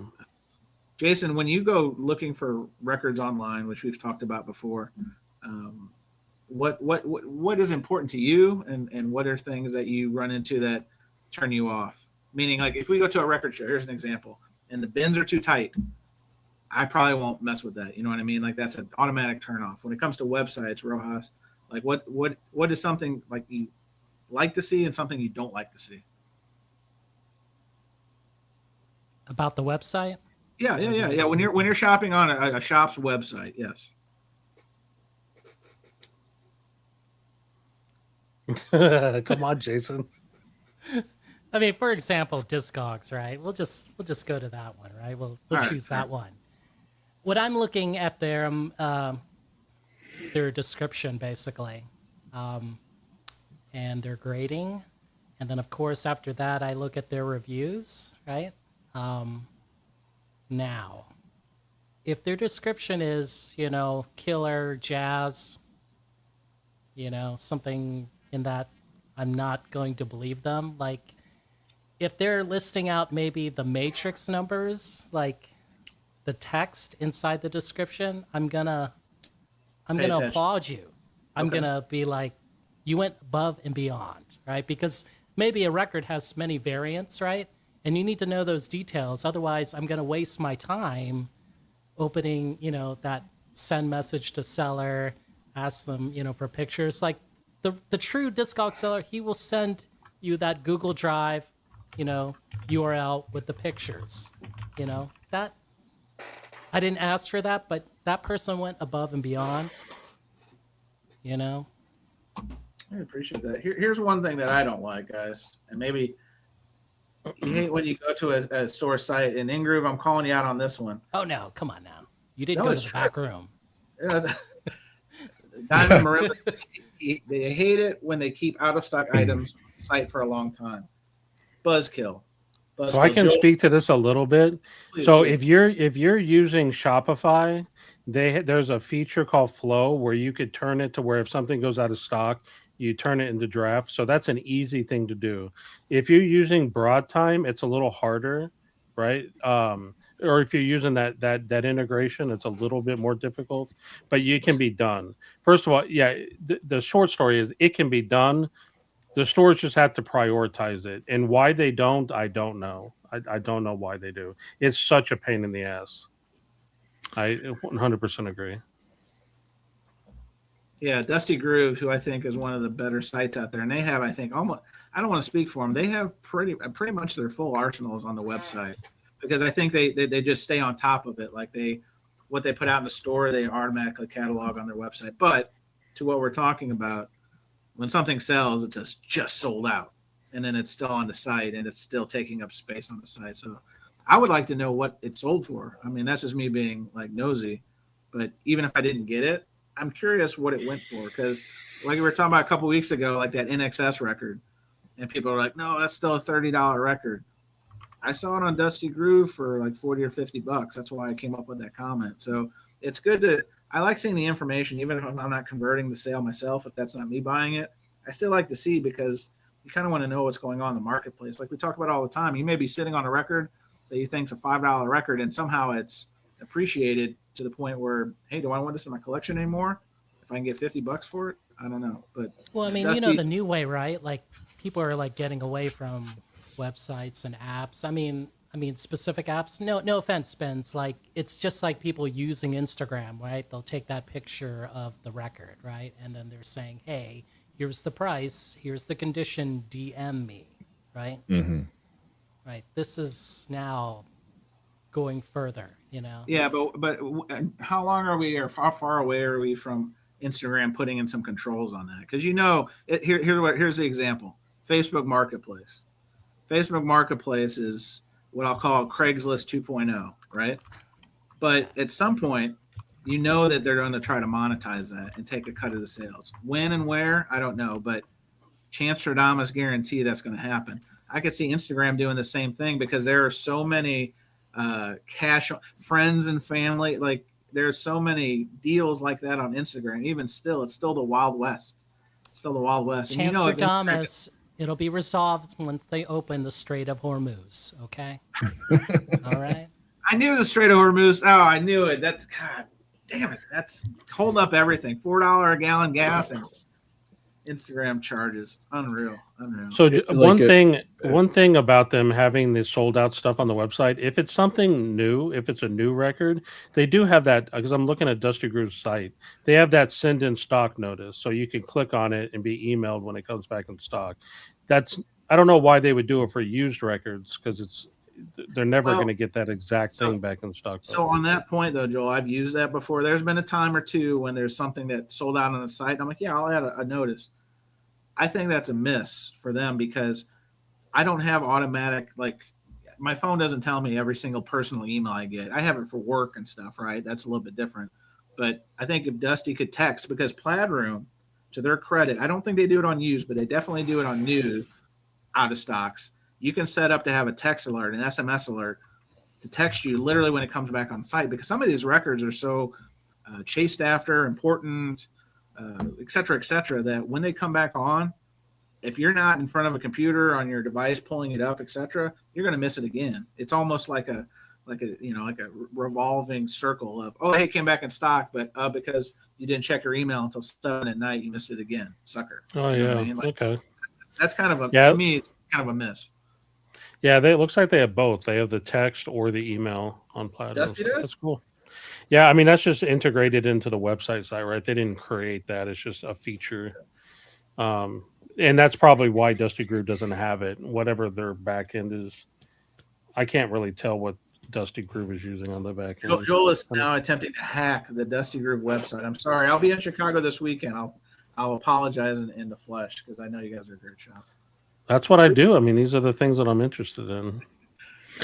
So as shitty as the Dusty Grooves and Acoustic Sounds website might be, their brand supersedes the ability to need a good website, don't you think? Like, are you really not going to shop on Dusty Grooves because it's a crappy website? No, you're going to go there because they get imported stuff that other stores don't stock. Or like Acoustic Sounds, like you're not like, oh, I'm not buying a UHQR from them because their website sucks. You're just going to go. I'm not buying UHQR because of the box change. Well, okay, fine, fair enough. But like, I think all of this is important for like stores that don't have a brand that's differentiated, and I don't know. There's a lot to be desired, but I can't think of a store that. I mean, a lot of the website stuff annoys me. Like when you search Bob Dylan and like everybody who has a Bob Dylan credited song on their album comes up, you're like, I didn't ask for this. Like that drives me nuts. But anyway. Shots fired. Vinyl Latte. Vinyl Latte, are you having a couple adult beverages? I'm asking him because he has some salty takes. He says, I'm not buying UHQRs because the titles suck. Rojas, are you feeding Louis lines now? That sounds like something you might say. I don't know about that. Chad, in Chad's defense, he loves his bass and mid-range, and he's going to fight that till the day he dies, Hey, when I see Twisted Sister UHQR, like I'm literally going to walk into the ocean. I think that's the time I leave the hobby because it's only a matter of time that Twisted Sister UHQR is imminent, I feel. Hey, just to provide a little bit of a business owner's please feedback to this. So you heard Chris's feedback, right? He wants search to work really well. I heard your feedback. You want the out of stock stuff not to show up, or you want it to be able to do text. That's the problem, right? You ask 10 different people what they want. They all have a different problem. They want a different solution. And it's like there's only so much you can do, right? Like, hey, you just heard Spinz here is going to solve all. He's literally taken copious notes. And everything that we told him is going to be changing the app. Jason, can we get you on the record? This is a show of record. I'm staying quiet because I don't want you to lose another 20 watchers again, like the last time I was talking about the app. But Joel, you and I need to sync up, dude, because I'm working with a couple other sellers with brick and mortars. There's going to be a really solid seller component to the app, which is going to like streamline stuff, like some of the stuff we're talking about, like massively. So we should touch base, dude. Yeah, I can talk to you a little bit about what already exists out there and is being used by a lot of people, and see if what you're doing is going to conflict with it. Because there's a lot of aspects of that. Like if a seller is using something, and your thing, like you can't integrate well with it, we'll get into it later. It doesn't. Yeah, I'll tell you what. We can match up notes and stuff. I like what Amos says. And as a record store owner, do you get upset when you pull out there? But that's a good question because you could do that with the Spinz app. Yeah, Joe. I love it. Somebody comes, you love it. You love it. Why do you love it? Well, because I do it myself. Because when I pull out my phone, I'm doing two things. One, ideally, if I can get my Discogs collection, fixed, I will see if I already have something. Because I tell you, I buy too many duplicates, and I'm so sick and tired of doing it because I forget I have something. It might be an upgrade or something, even. Yeah. That's one thing, and then two, I am checking on used stuff. I am checking price to see, like, I really like if it's a record I really want, I won't care. I'll just buy it. But if it's a record I just kind of want, and they have, let's say they put $30 on it, I just want to look it up online, see if it's like if I can get it readily at $10. And for my store personally, if someone comes up to me and tells me something I have is overpriced, you're not going to hurt my feelings. I don't, you know what I mean? Like I might give it to you for the $10 or whatever. You know what I mean? In fact, this just happened the other day. A young lady came in. I had an Always. I don't know how you pronounce that band, Always. It's like always but with a double V. Just always, don't be. Okay. Don't be clever. Well, she had that record, and it was a rare variant, so I had like, I don't know, 40 or 50 bucks on it or something like that. She really wanted it. She didn't give a shit what rare variant it was. So I ended up lowering the price for her. You know what I mean? I mean, she didn't look at her app. But the point of the matter is like, I don't mind people communicating. I would much rather you do that. What I hate and what my pet peeve is if you're going to sit there with your buddies looking at your phone and like laughing and like, oh, look at this idiot, like has this thing overpriced, like whatever it is they're laughing about. Like, don't do that. Just communicate. You know what I mean? Like, I'm not going to take it personal. I want you to get the record. Hang on now. Ellie Cruz has an important question. He says, is this like the DTF app I keep hearing about on HBO? No, the Spinz app, Elliot, if you're talking about Spinz app, is not to be confused with any DTF app. I know HBO has that show that they're trying to say takes place, air quotes, in St. Louis. I assure you the references that they make on the show have nothing to do with St. Louis. It's whoever did the scouting. It's first of all not filmed in St. Louis. Second of all, they don't even have some of our little small intricacies like you would think a good researcher would have. But Elliot, there will be no VC dating apps. Let's be clear here. Well, once you have a Spinz buddy, what you do after that is up to you. That's fair. That's right. You know what? We're going to save that for the next segment because actually the next segment is VC adjacent. But we'll put a bow on this one. I'm sure maybe this conversation will extend in a different form in bonus tracks. But I want to thank my guests. Let's close up podcast proper. His name is The Seeker. He is the Tone Bro Society member of Surface Noise. Groove Seeker Chris, thanks for joining us. Thanks for having me, Chance. Mr. Rojas, I presume I will be seeing you. No, not soon. Probably about a month or so in Austin. But thanks for joining us. Thanks for having me on, Concert Buddy. And then his also Austinite, fellow Austinite, and now a two-time member of Surface Noise panel, Joel. The website is Static ATX Records. I'll throw it in the chat here in a second. Joel, thanks for joining us. Absolutely. Thank you, man. And then Surface Noise alumnus, Spinz Vinyl has triumphantly returned yet again to the airwaves of Surface Noise. Spinz, congrats on the app. If you haven't downloaded it already, what's wrong with you? And I applaud anybody trying to take the hobby forward. And I think that this app is a step in that direction. So Spinz, for your verbal flowers I just gave you, thanks for coming to the show, sir. I appreciate you, brother. Thank you for having me. Good to see everybody Good to see again.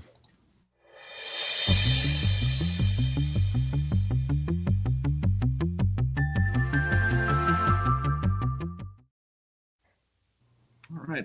Our numero dos. So what a perfect segue. Talking about a VC dating app, which, quite frankly, guys, if we get to that point with this whole VC You got to show me, myself, Vinyl's comment. This is great. Kevin. Revive the vinyl revirginizer. Vinyl revirginizer. Well, in a show that is important to every record collector out there. Again, we are the show of record talking records. A love connection. If it happens, it happens. But definitely not something we're aiming for. But look at Joel. Listen, Joel's all about peace. Like the vinyl community, ever since Rojas and Mazzy broke bread. Again, VinylCon. We talked about it in the first hour. VinylCon is literally healing the vinyl community. They don't even know that. So the more VinylCon stops, the better. But I think for this topic, and this might go sideways real quick, I think it's important to have the discussion. Is the VC on YouTube too crowded? Well, here's where I'm going with this, guys. There's so many channels. And there's some good ones. There's some aspiring ones to be good. There's some ones that, what's the opposite of good? I think that. And I think that that's the beauty of where we are with social media, technology, sharing our interests online.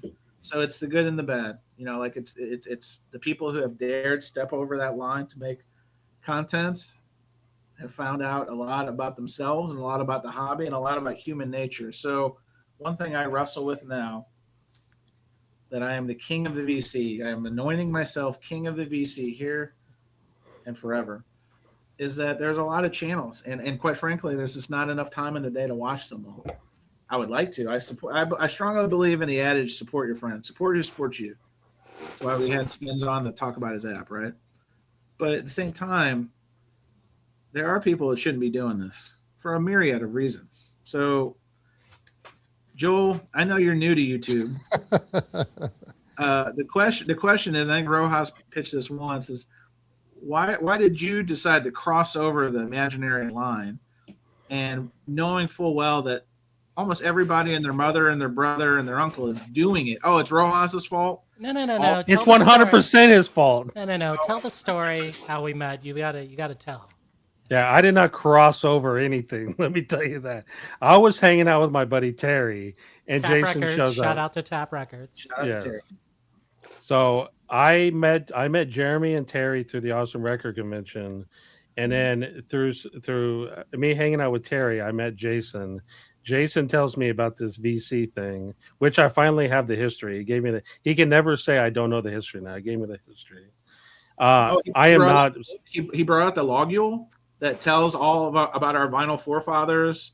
And because, Joel, one thing you probably picked up in that and reading that giant book was some of the original founders of the VEECE either have left or they really have sour grapes about whatever this is now. Have you picked up on that? Yes.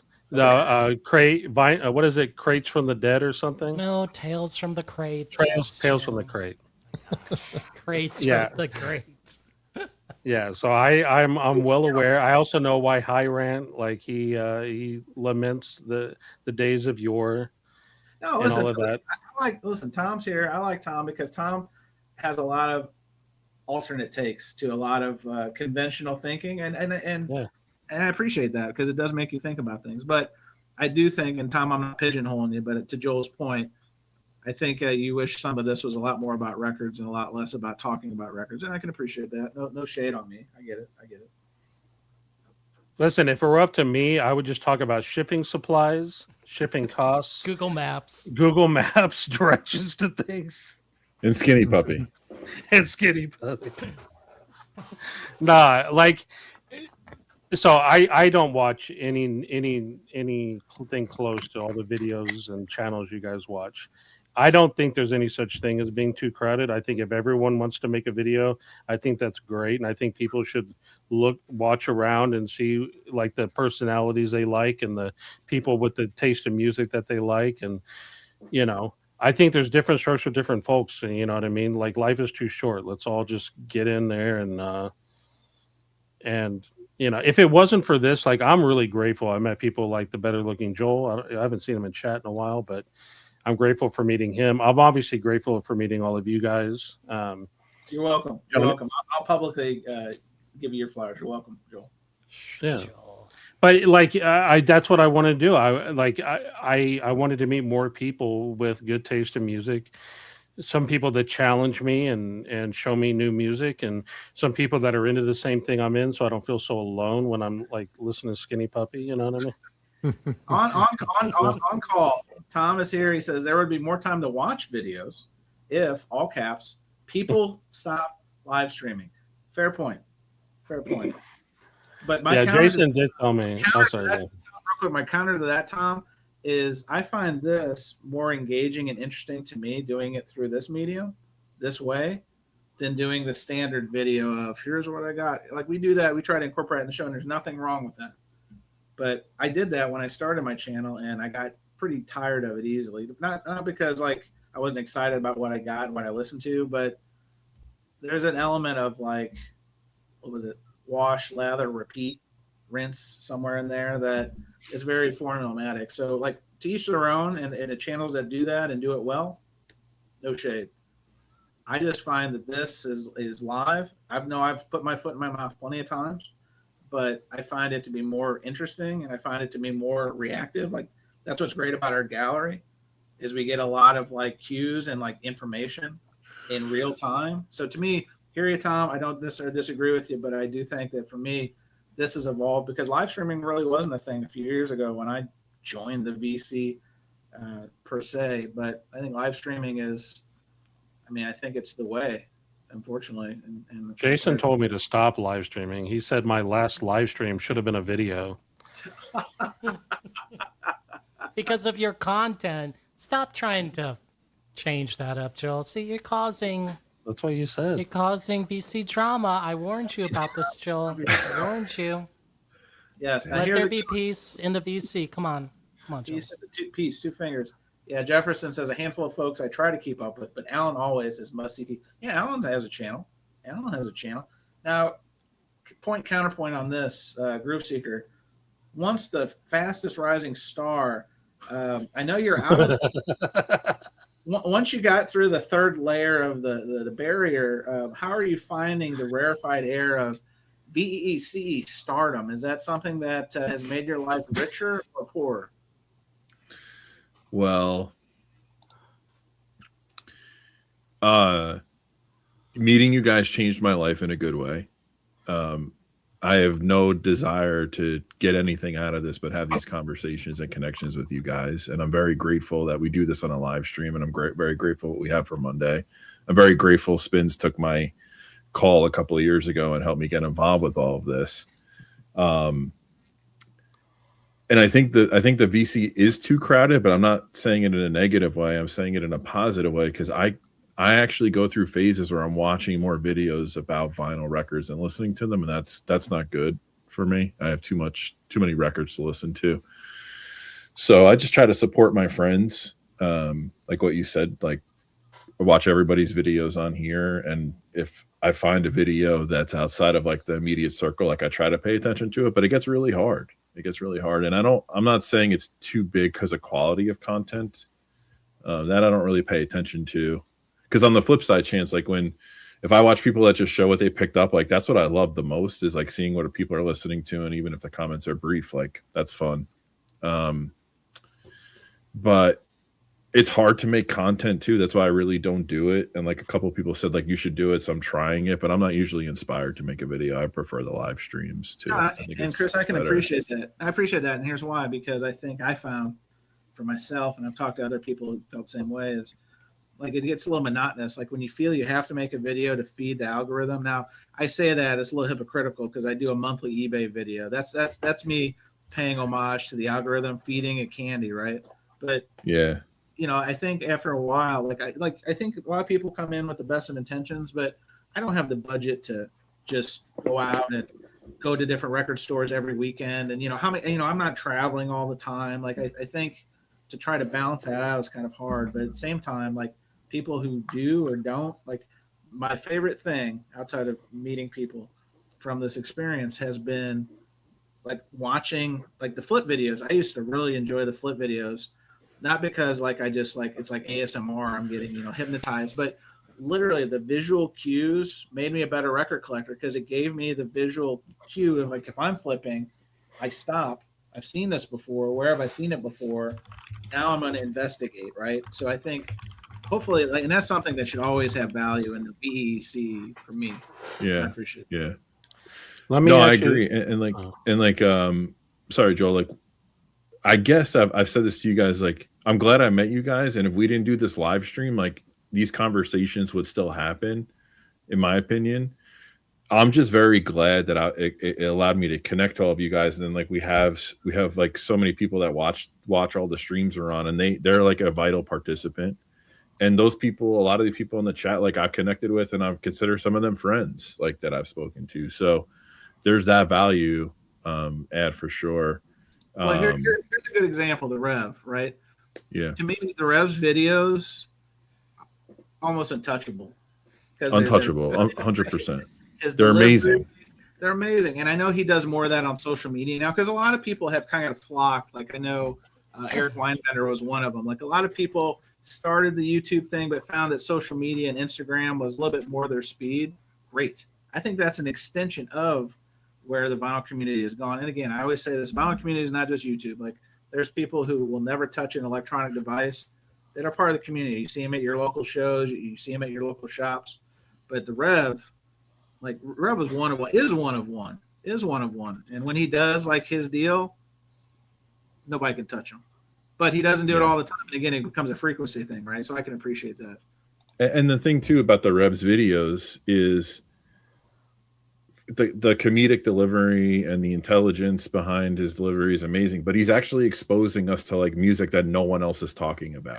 Sure. which is like you can't get better than that. And like to the point about feeding the algorithm, like for me personally, like I don't want to have followers just to have followers. So I just like I hit record on a video when I'm feeling inspired. I show what I bought and I put it up. And if there's like 7 people that watch it, and like that's great for me. Like that's cool. Like it's fine. So I don't feel that pressure. I don't feel like I gotta want to do the video. I'm just not gonna do it. But like Chance, your thing on eBay, like nobody else is doing that. That's fantastic. That's like one of my 2 or 3 favorite series to watch in the VC. Like it's amazing. Like, okay, Chance put another one up, like, and instead of you going to do that work, like you're expressing it in a nice video, like that has a lot of value to me. So that's why I do it. Like there's just certain things I like about the VC video content that I enjoy watching, and there's some like I know is really good, but it doesn't interest me, so I just don't watch it. Like that's my videos. That's my the problem I finally got you to tell me when you're going live, so I can tune in at 1:30 in the morning. That's the only reason I do it. This guy was live at 2 in the morning. I was up the other night this late, and then I'm like, shit, Joel is still here. My God, it was like 2 in the morning. I was like, this guy. Yeah. So this is my problem. I wanted to do a video, like a really short, like 20-minute at tops video about the unboxing of the Nightmares on Wax. And then I get done, but all you guys are in chat and we're sitting there talking. Next thing you know, I'm there for 4 hours because I don't know how to turn the damn thing off because I don't want to say goodbye to anybody. No. Spinz, I'm curious your take on this because I think we've had these conversations privately, but hang on. Technical difficulties. Yeah, no, I'm sorry. I cannot answer that. It wouldn't be a Spinz live stream if we didn't have a camera issue. I think that's that's how you know it's past my bedtime, baby.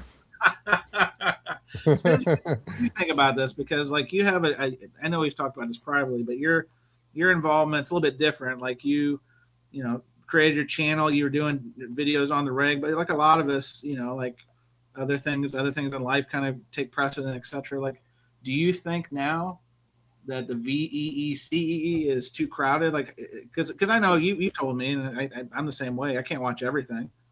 I only watch, like Chris said, I watch all my friends' stuff and that sort of thing. But do you think the VEECEE, VC, for those at home, do you think it's too crowded out there? Yeah, no, I mean, you guys made a lot of great points. I think Joel, maybe spoke to what I would say pretty closely in terms of, different strokes for different folks. Having this stuff out there gives people variety, gives something for everybody out there. As opposed to like just, narrow who's going to pick who stays and who goes, and so, yeah, there's a lot of channels out there. I'm the king of the VC. Listen, I'm sorting this out right now. I think everybody should make a YouTube video. You know what I mean? I think you can learn a lot about yourself by doing it, and just see if you like it. And there, again, there's something for everybody. If you're out there in the world of YouTube in some back corner making videos, showing record covers or whatever you're doing, and you got one subscriber that likes what you do, I mean, hey, it's like, to your point, I don't have time to watch most of it. I watch my friends' stuff, and I think it's great to have the options out there. And people are naturally going to gravitate towards the stuff that they connect with, and not connect with the stuff that they don't, connect with or whatever. So that's kind of the way I see it. Yeah, I mean, to other points that that people said here is that like making videos is hard. I did it for a long time. I still do it, mostly shorter content on Instagram. It's to the day that the record, the video I posted today took me like a day to do. And it's a lot of work that goes into that stuff with, editing and cuts and overlays and music and B-roll, and that live streaming is way easier. And so, and I also, the live streaming thing is just a different beast. I think it's cool that we can interface with people in real time and people can see it, or they can watch it later. Like, I don't get what the whole thing is with like, why are you live streaming this? It's like, just catch it later. You can see it as the same thing as watching the video, to some extent, so with the exception of the high production value that, you can add to a video. But anyway, that I don't want to beat a dead horse. Everyone pretty much said it all, but yeah, I think, hey, more the merrier. Come join, do your thing. You might become the next concert buddy. You never know, man. So it's like, just try it and see what you think. And it's not, listen, it looks glamorous, but behind the scenes, I'm a wreck of a man. It's unbelievable. I don't believe that. Oh. My pinch would conflict with that. Oh no, hang on. Oh, Herc. This is my favorite. That's the Bill O'Reilly clip. I used to throw that in. They used to be my thing. Chuck T is right. Need more VC channels talking about lasagna. Yes. Like I mean, it's understood that is a big exodus. That's a big issue. Now, Arnaldo, if you're still here, I didn't want to throw this one up without you being here, but I'm just going to flash it. Brian Glick is 2,000% right as always. He said there's a better chance of seeing Bigfoot in the woods swimming with the Loch Ness Monster than getting your UHQ or Bob Marley's in the mail. So Arnaldo, I know that is a hill that probably you're going to die on, but yes, there are others in the fight. There are other brothers in the fight. Oh, this is an interesting take. So Elliot says the production gets too slick. It's a turnoff. Interesting. So you like I think Tom said something similar. Like you just like it. Here it is. Willy, nilly dilly. I can appreciate that. I think it really depends on what you're doing and what your motivation is. I think you're right. I think there is a point where it gets to be a turnoff. It really depends, at least because I've done every different kind of content you think of, and a lot of it has to do with context. So if I'm doing a more polished video like today's, and thank you, Fluffy, for following me on Instagram, it's because of the context, right? And other times it's way more off the cuff or whatever, and it's not so polished. But yeah, I get it. Breakfast King Loyal asks a very important question. Chance, do you boil your noodles when you make your lasagna? Depends. Depends who I'm serving. It really does, because like if you've got people coming over that have an extremely let's call it seasoned palate, then I want to present the best options. But if I'm in a pinch, I'll just do that what do they call it thing, crock pot. I'll just throw that some bitch in the crock pot and it all cooks together. So it just depends. Oh my gosh. Here it is. The other thing about come up, guys. Hang on, here it is. Fidelios _ frequency, line of the night. Where are my all caps fucking Marleys? Fucking Marleys. So Arnaldo, there are others in the fight, my friend, and we're here. We are here. Right. Chris, can we give a tad bit of love to Tokyo Reconcile too, and putting some great content out there and stuff. So yeah, kudos to you. Yeah, Brian has like multiple, like he likes music, but he also likes cameras, and I know he shares that in some of his videos. And I can appreciate like the putting a little sizzle on the presentation. It doesn't turn me off. I like that.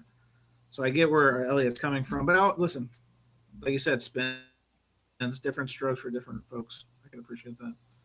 Wow. Arnaldo's still here. I mean, this is dedication. I mean, think about it. To be in the middle of a labor strike like he is with us right now at Surface Noise Incorporated, and then he's still watching the show. He's still taking notes. He wants to see who's saying what. I don't understand why he couldn't just appear. He's been active the entire time. Where is your face, Arnaldo? Come on, show your face, baby. I think he is probably the passenger in a vehicle. I'm guessing that he is. Hey, as far as I know, StreamYard works on a phone too.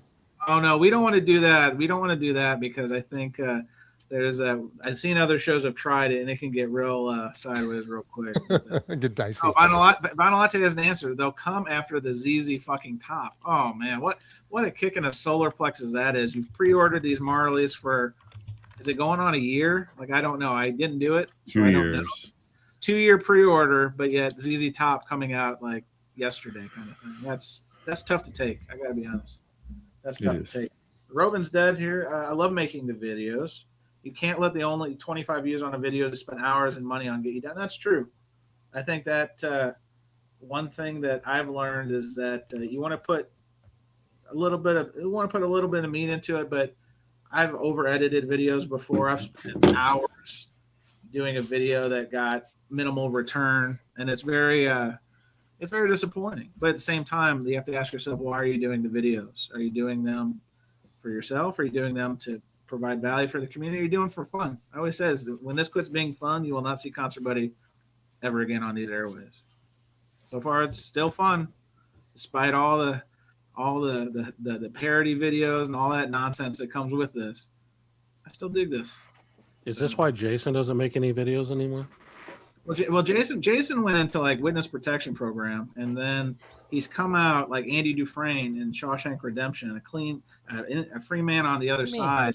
I mean, the biggest thing that you see in the chat is when is the wall of WoW coming back? You got to give this guy time. He just started doing shootouts again, people. So let the man breathe, and then eventually the WoW records will show. Right? Am I stealing your thunder there? If he would just turn off One Piece for like 2 seconds, he could put his wall back together. Tom, you're not wrong. This is not the production values community. That's fair. I mean, that's fair. But when you watch a video and you can count, like literally, I've done this before, and you count the times they say Some people just aren't good speakers, and that's fine. But then that's maybe you want to think about the presentation part of what you're doing. You nailed it too, Chance, when you said it just depends on why you're doing it. Like some of us are doing it from a creative standpoint. There's some artistry sometimes that goes into it, and if you're passionate about that, a lot of my videos were that way. Not everybody liked them, but some of them thought they were probably overproduced, but it was fun for me. Like it made it interesting for me to like as a part of it. It wasn't just about the content for me. It was about the putting creativity, and editing video was something I was passionate about. So yeah, it's not for everybody, but it kept me happy so I could keep making videos. This is a great point. Paul McClellan says these videos, this content will be a tool for future collectors as well. Yeah, that's great. Like that's what drew me to this medium, was like information learning, trying to learn new things, again, through flip videos, through best practices, all that sort of stuff. So yeah, I mean, we're leaving this stuff to future generations. I didn't really think of it that way, but that's true. Arnaldo here, he's got some legalese for us. By the way, buddy, you didn't read paragraph 9.2.1 of the contract. Residuals are due for live chat participation. See, this guy, K-Spinz generously donated a dono. We don't get donos often here. We don't solicit donos. And this guy's trying to get his piece of the pie. Unbelievable. Yeah, green screen wall. Yeah, there's people who do that. Hey, more power to them. You know who I like? I want to give Baraka P-Dub, Paul, his flowers, because he doesn't do videos that often, but you can tell he puts a lot of thought into what he presents, and the production value is really good. So would you this is probably a question for the dais, would you rather follow a channel like that puts out a video, I'm saying maybe every 6 to 8 weeks, or maybe every 3 months, every quarterly, and presents well and has a lot of good information? Or would you like to see like the regular basis type stuff? Chris, I'll start with you. What do you think? Like, do you like the more regularity in your VECE diet, or do you like the people who like the Rev, when they come, they bring it hard and they leave you wanting more? That's a good question. Let me think. I don't know. I don't want too much content because I can't keep up. Shots fired at Mazzy. I can't believe what happened to the piece of board. I can't believe you'd swing at Mazzy like that. No. I mean, I don't know. I'm just happy to see videos. I'm happy to see my friends making videos. I really am. I'm happy when you guys post something and I can watch it. I don't have a preference on style. I don't care if it's overproduced, underproduced, if it's about records, if it's about music, if it's about shipping supplies like Joel does twice a week. It doesn't matter to me. Like, I'm just happy to see the content. I'm not picky. Wouldn't that be funny if I did it twice a week? Like, come up with that much content about shipping supplies. Well, that was my point too about the live streams, is like we all talk a lot as friends offline, and we all have like great discussions. Turning that into like a video where you're like a talking head, it's kind of it comes across the wrong way. In this live stream atmosphere, it's great to bounce ideas and the conversation takes turns in real time. It's a lot more entertaining than a video, I think. Henry, this is a tough take, but a fair take. I do hate videos where people don't clean and sit on the edge of a bed showing stuff. Nice backdrops and clean clothes is key. Hey, fair. No, that's tough. Fair. Who is he talking about? Sorry, Chance. You have to clean up your act, man. Yeah, sorry. Oh man, what I had for dinner is over here on the desk. I apologize. I'm hungry. What can I say?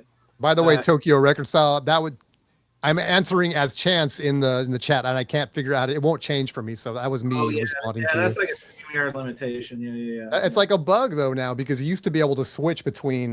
But yeah, anyway. Damn you. Hey, can I give a shout out to Nate, aka Transmitting from Mars? Wait, what's the transmitting? It's welcome here. He has saved me many times from doing a live stream because I don't want to conflict with him doing his, and he does it every night. So I can't tell you how many times I was going to make a huge mistake and do a live stream, and then I didn't because he was doing one. So you're all welcome for saving you from that. Thank him. Wow. This is That's a good point too. I'll go ahead and do this, and then I got a. So Elliot says time is an issue too. Most people will not watch anything over 10 minutes, and it's hard to get quality content out in that amount of time. That's true. That's true. I've found that like when I've tried to keep it tight and keep it to 10 minutes, and I feel like I left something on the table. And I know it's like a catch-22. Like I know some people prefer long form, and then some people just like JC. The flip side, like a lot of his content's been changed now to like 5-minute hitters. I can appreciate that. Like you can get a little bit of information kind of on the go, or like starting your day or that sort of thing. So yeah, I can appreciate that. What are you gonna say, Spinz? Well, what you were saying, Joel, made me think of if there's a crowded live stream VC community where people go on regularly at a certain time, it gets to a point where it's like, when are you going to start over? Chance and I, you've had this discussion, right? It's kind of like, well, when is a good night to go live? Because, well, so-and-so's doing it here. This person, Saturday's taken up by this person. And most people are going to gravitate towards that channel for the stream, right? So you sort of have to pick your spots. And if there's not but that's my question though, is do you have to pick your spots, or do you just go live anyway and not care how much traffic there is out there, Well, with it being crowded, that's a great question, because I think before this live stream thing, sorry, Tom, cover your ears. Before live stream was like kind of the flavor du jour, that was a consideration. I mean, Surface Noise, when we started doing this, like, who's not streaming on Thursdays? It was a consideration. I want to be respectful and mindful of other people because I didn't want to like broadcast over them. Now, there's times we've done stuff maybe on a different day. We've only done that less than a handful of times, but for the most part, like, I don't know. I think that's being conscientious, but to the other part of that, there's so many people doing it now. It's almost like you kind of have to just throw caution to the wind in that regard. It's kind of a catch-22. I mean, I can appreciate the question, but at the same time, like, since I won't say everybody's doing it, but since a lot more people are doing it now, I think what are you going to do? Broadcast against Joel at 2 a.m? Like, that's Joel's time. I don't want to take that time from him. Yeah, you better not. If I find anybody streaming on their 4th hour at 2 a.m., ooh, you're in trouble. Someone else must have gone live. I just went from 4 viewers to 2. Come on, guys.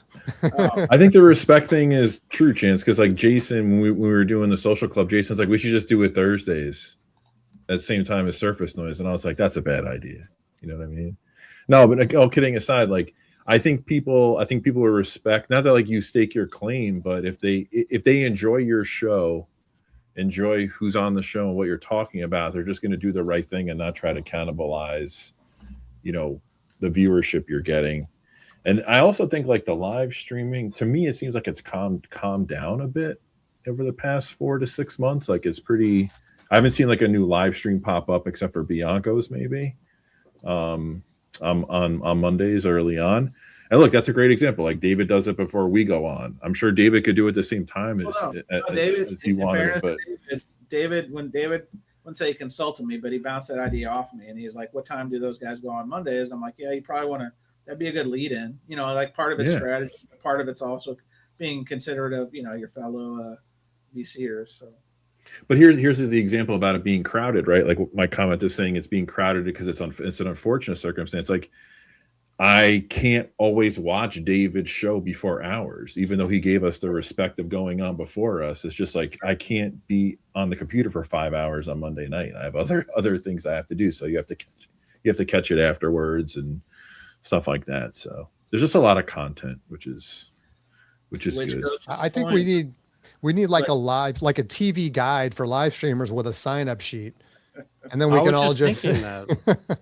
Like, couldn't your because Concert Buddy, you control that Vinyl Community Podcast thing, right? The channel, yeah. So I feel like that could serve as that. Like, you could tell people, like, get people the slots or whatever. Maybe. Oh, I would be the programmer. I'm the producer of Vinyl Community Podcast, but no one listens to me. No one takes what I do seriously. Like they would trust me if I told them 2:00 in the afternoon, they wouldn't take the time slot. Like there's an opening at 2:00 in the afternoon. Are you committed to the VC or not? Like, don't quit giving me excuses. Give me solutions. Yeah. But what about the great content that exists in the VC that doesn't advertise well. Like, Chance, you listen to Rich DG Mono's podcast. I love that podcast. I like forget that he does it almost weekly because there's no like publicity on it. Sure. And like, I don't, that's Rich's choice, but it's like, damn, that's one I look forward to. And I just forget because it's not front and center because it's such a content competition game, Well, What is it? Can you link to it? What are you talking about? Who was that? Yeah, Chris, can you find that one? Rich's his podcast. Yeah. I do want to touch. You make a good point, Chris. I did want to say something about this because I think there's a misconception by some people of lesser intelligence that think that the reason some of us do this is because we want to be famous or because we want to be superstars. Like I can tell you. Well, speak for yourself, Chance. Well, I'm sorry, Spinz, present company excluded. but no, here's the reality of it. I don't do like it's silly. Like I know the conversation turns to like, well, you're a monetized channel, or you're not. Listen, would I do this for free? Probably. I pretty much do it for free. The podcast, I don't charge anybody to listen to that stuff. There's no ads on that right now. Like there are things that's like it's a give and take. If YouTube's going to pay me to do this, great. Do you think it's big riches? It's not. But hey, it's a nice little thing that pays for a lot of the back end stuff that's in play that a lot of people don't think about, from a microphone, from renewing rights to the websites, to the Vinyl Community Podcast feed. I got to pay for that kind of stuff. So while there's, again, misconception by let's call them Mensa light people that think that this is all about celebrity and fandom and stuff, like for me, it's anything further from the truth. It's nice if somebody acknowledges you do good stuff, and it's nice when people come out and introduce themselves at record shows and stuff. Fantastic. I didn't go into that thinking like, man, I hope when I go to my local record store, 3 people come up to me and acknowledge me as concert buddy. Far from it. But that also kind of flip side kind of tells you other people's motivations, because we've talked about this before. There is that subset of people who came into this with high expectations for viewers, subs, etc., and they compare themselves to others, and they get disappointed easily because it takes a while to network, to make better content, to find your niche, find your tribe. Like all this takes time, and people, we live in a very instant gratification society, and I think people mistake not getting direct results from the jump with putting out content and building and quality, and literally it takes time to do these things. But anyway, end of soap. Dude, having expectations in anywhere in life just leads to disappointment. It's so much better. Like, just do things that you love and do it because you love them. Don't expect anything. There's no reason to. Yes, Joel, you're speaking for us. This is Rich DG Mono's podcast. I would, if you like jazz in particular, or if you just like record collecting think, what I call record collecting think, just listen to this. This is another way. And you know, again, he's coming to Austin. I've been texting with him. I'm going to see him in Austin so I can actually have a legit conversation with him. He was at that dinner at WFMU, and I didn't know him. I knew of him, but I didn't know it was him. You know, I was like, oh, that's the guy. Found out post haste. So, but yeah, I'm a big fan of, there's different ways to approach record collecting, and there's different motivations for record collecting. I try not to be judgmental when it comes to that stuff, but at the same time, like, crowded, yes. Too crowded, I don't know. I guess it depends on your point of view. If you're trying to get rich making content, whether it's on YouTube or Instagram or both, we're all in the wrong community, because pick like the smallest niche you could, right? It's like, if you're going to put all that effort into making videos because you want to get rich, you're going to have to go to a different community. Well, we are getting rich, but not with money, with friendship and record sharing. By the way, DG Mono, he's the guy you guys shared that last video, the one where it's love the cover, don't love the music. That was, thanks for sharing that. That was good. I like that. Yeah.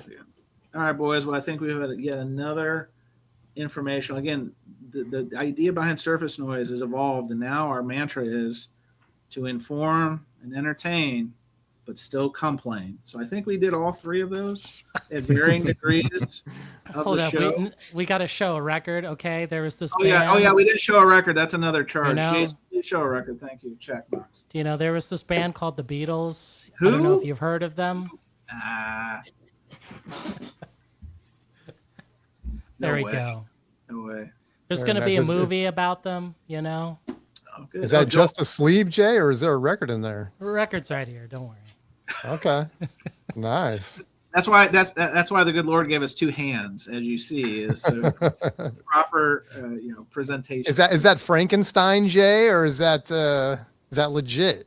That looks pretty clean. Oh, there's my face on a record. Look at that. Hi. How's it going? Anyway, well, everybody in the chat, thank you for joining us. Obviously, our gallery. Joel, I think he went to take a pee-pee. When you leave the video, I hear him, but No, I was trying to find a video. I was trying to find a record I wanted to show, but I can't find it. Oh no! Well, we're out of time, Joel. I want to thank everybody. Hit that like button. Hit that dislike button on your way out. It all feeds Daddy the same. It all feeds Daddy the same. But yeah, if you're in Chicago, hit me up. I'll be there for a minute. And yes, congratulations on that too, Chance, man. That's cool. Yeah, it'll be fun. Yeah, it's gonna be fun. Yeah, Seasoned Audiophiles Unite. We will be in Chicago proper at Axpona. We're getting tattooed. Chris, I would encourage you, go to your local tattooist and consider putting this on your body, because then and only then you can actually take a record, grind it up, put the remnants in the ink, and then you can embed it in your body. There's nothing. That is next level record collector. Next level. WFMU 2026. Let's do it. That's right. Exponent. Oh yeah, I'm gonna get a hot dog event. Hey, listen, Chicago dog. I'm due for one. I haven't done one in a while. Look, we're seeing CDs. We're showing records. We're going out on a high note. Thanks for joining. We'll be back next week. Record Store Day preview next week. Also, another thing that Spinz Vinyl's app does with Record Store Day. So again, you have 9 days to go download the Spinz app. Click on the RSD button. Add your wish list in there. Get some buddies. Help each other out on Record Store Day. That's right. That's right. All right, everybody. Thank you. Next week, Record Store Day preview. I know we'll get crazy takes, and Jason can't stop showing records. He's gone full. We got to fill out for Mr. Bong tonight. Oh yeah, that's Wait, true. is that new? You got that close to me? Oh, I'm not close to you, Joel, but are you close to me? No, but did you get it recently? Got him. got him. All right. Thanks for joining, everybody. See you soon. Peace.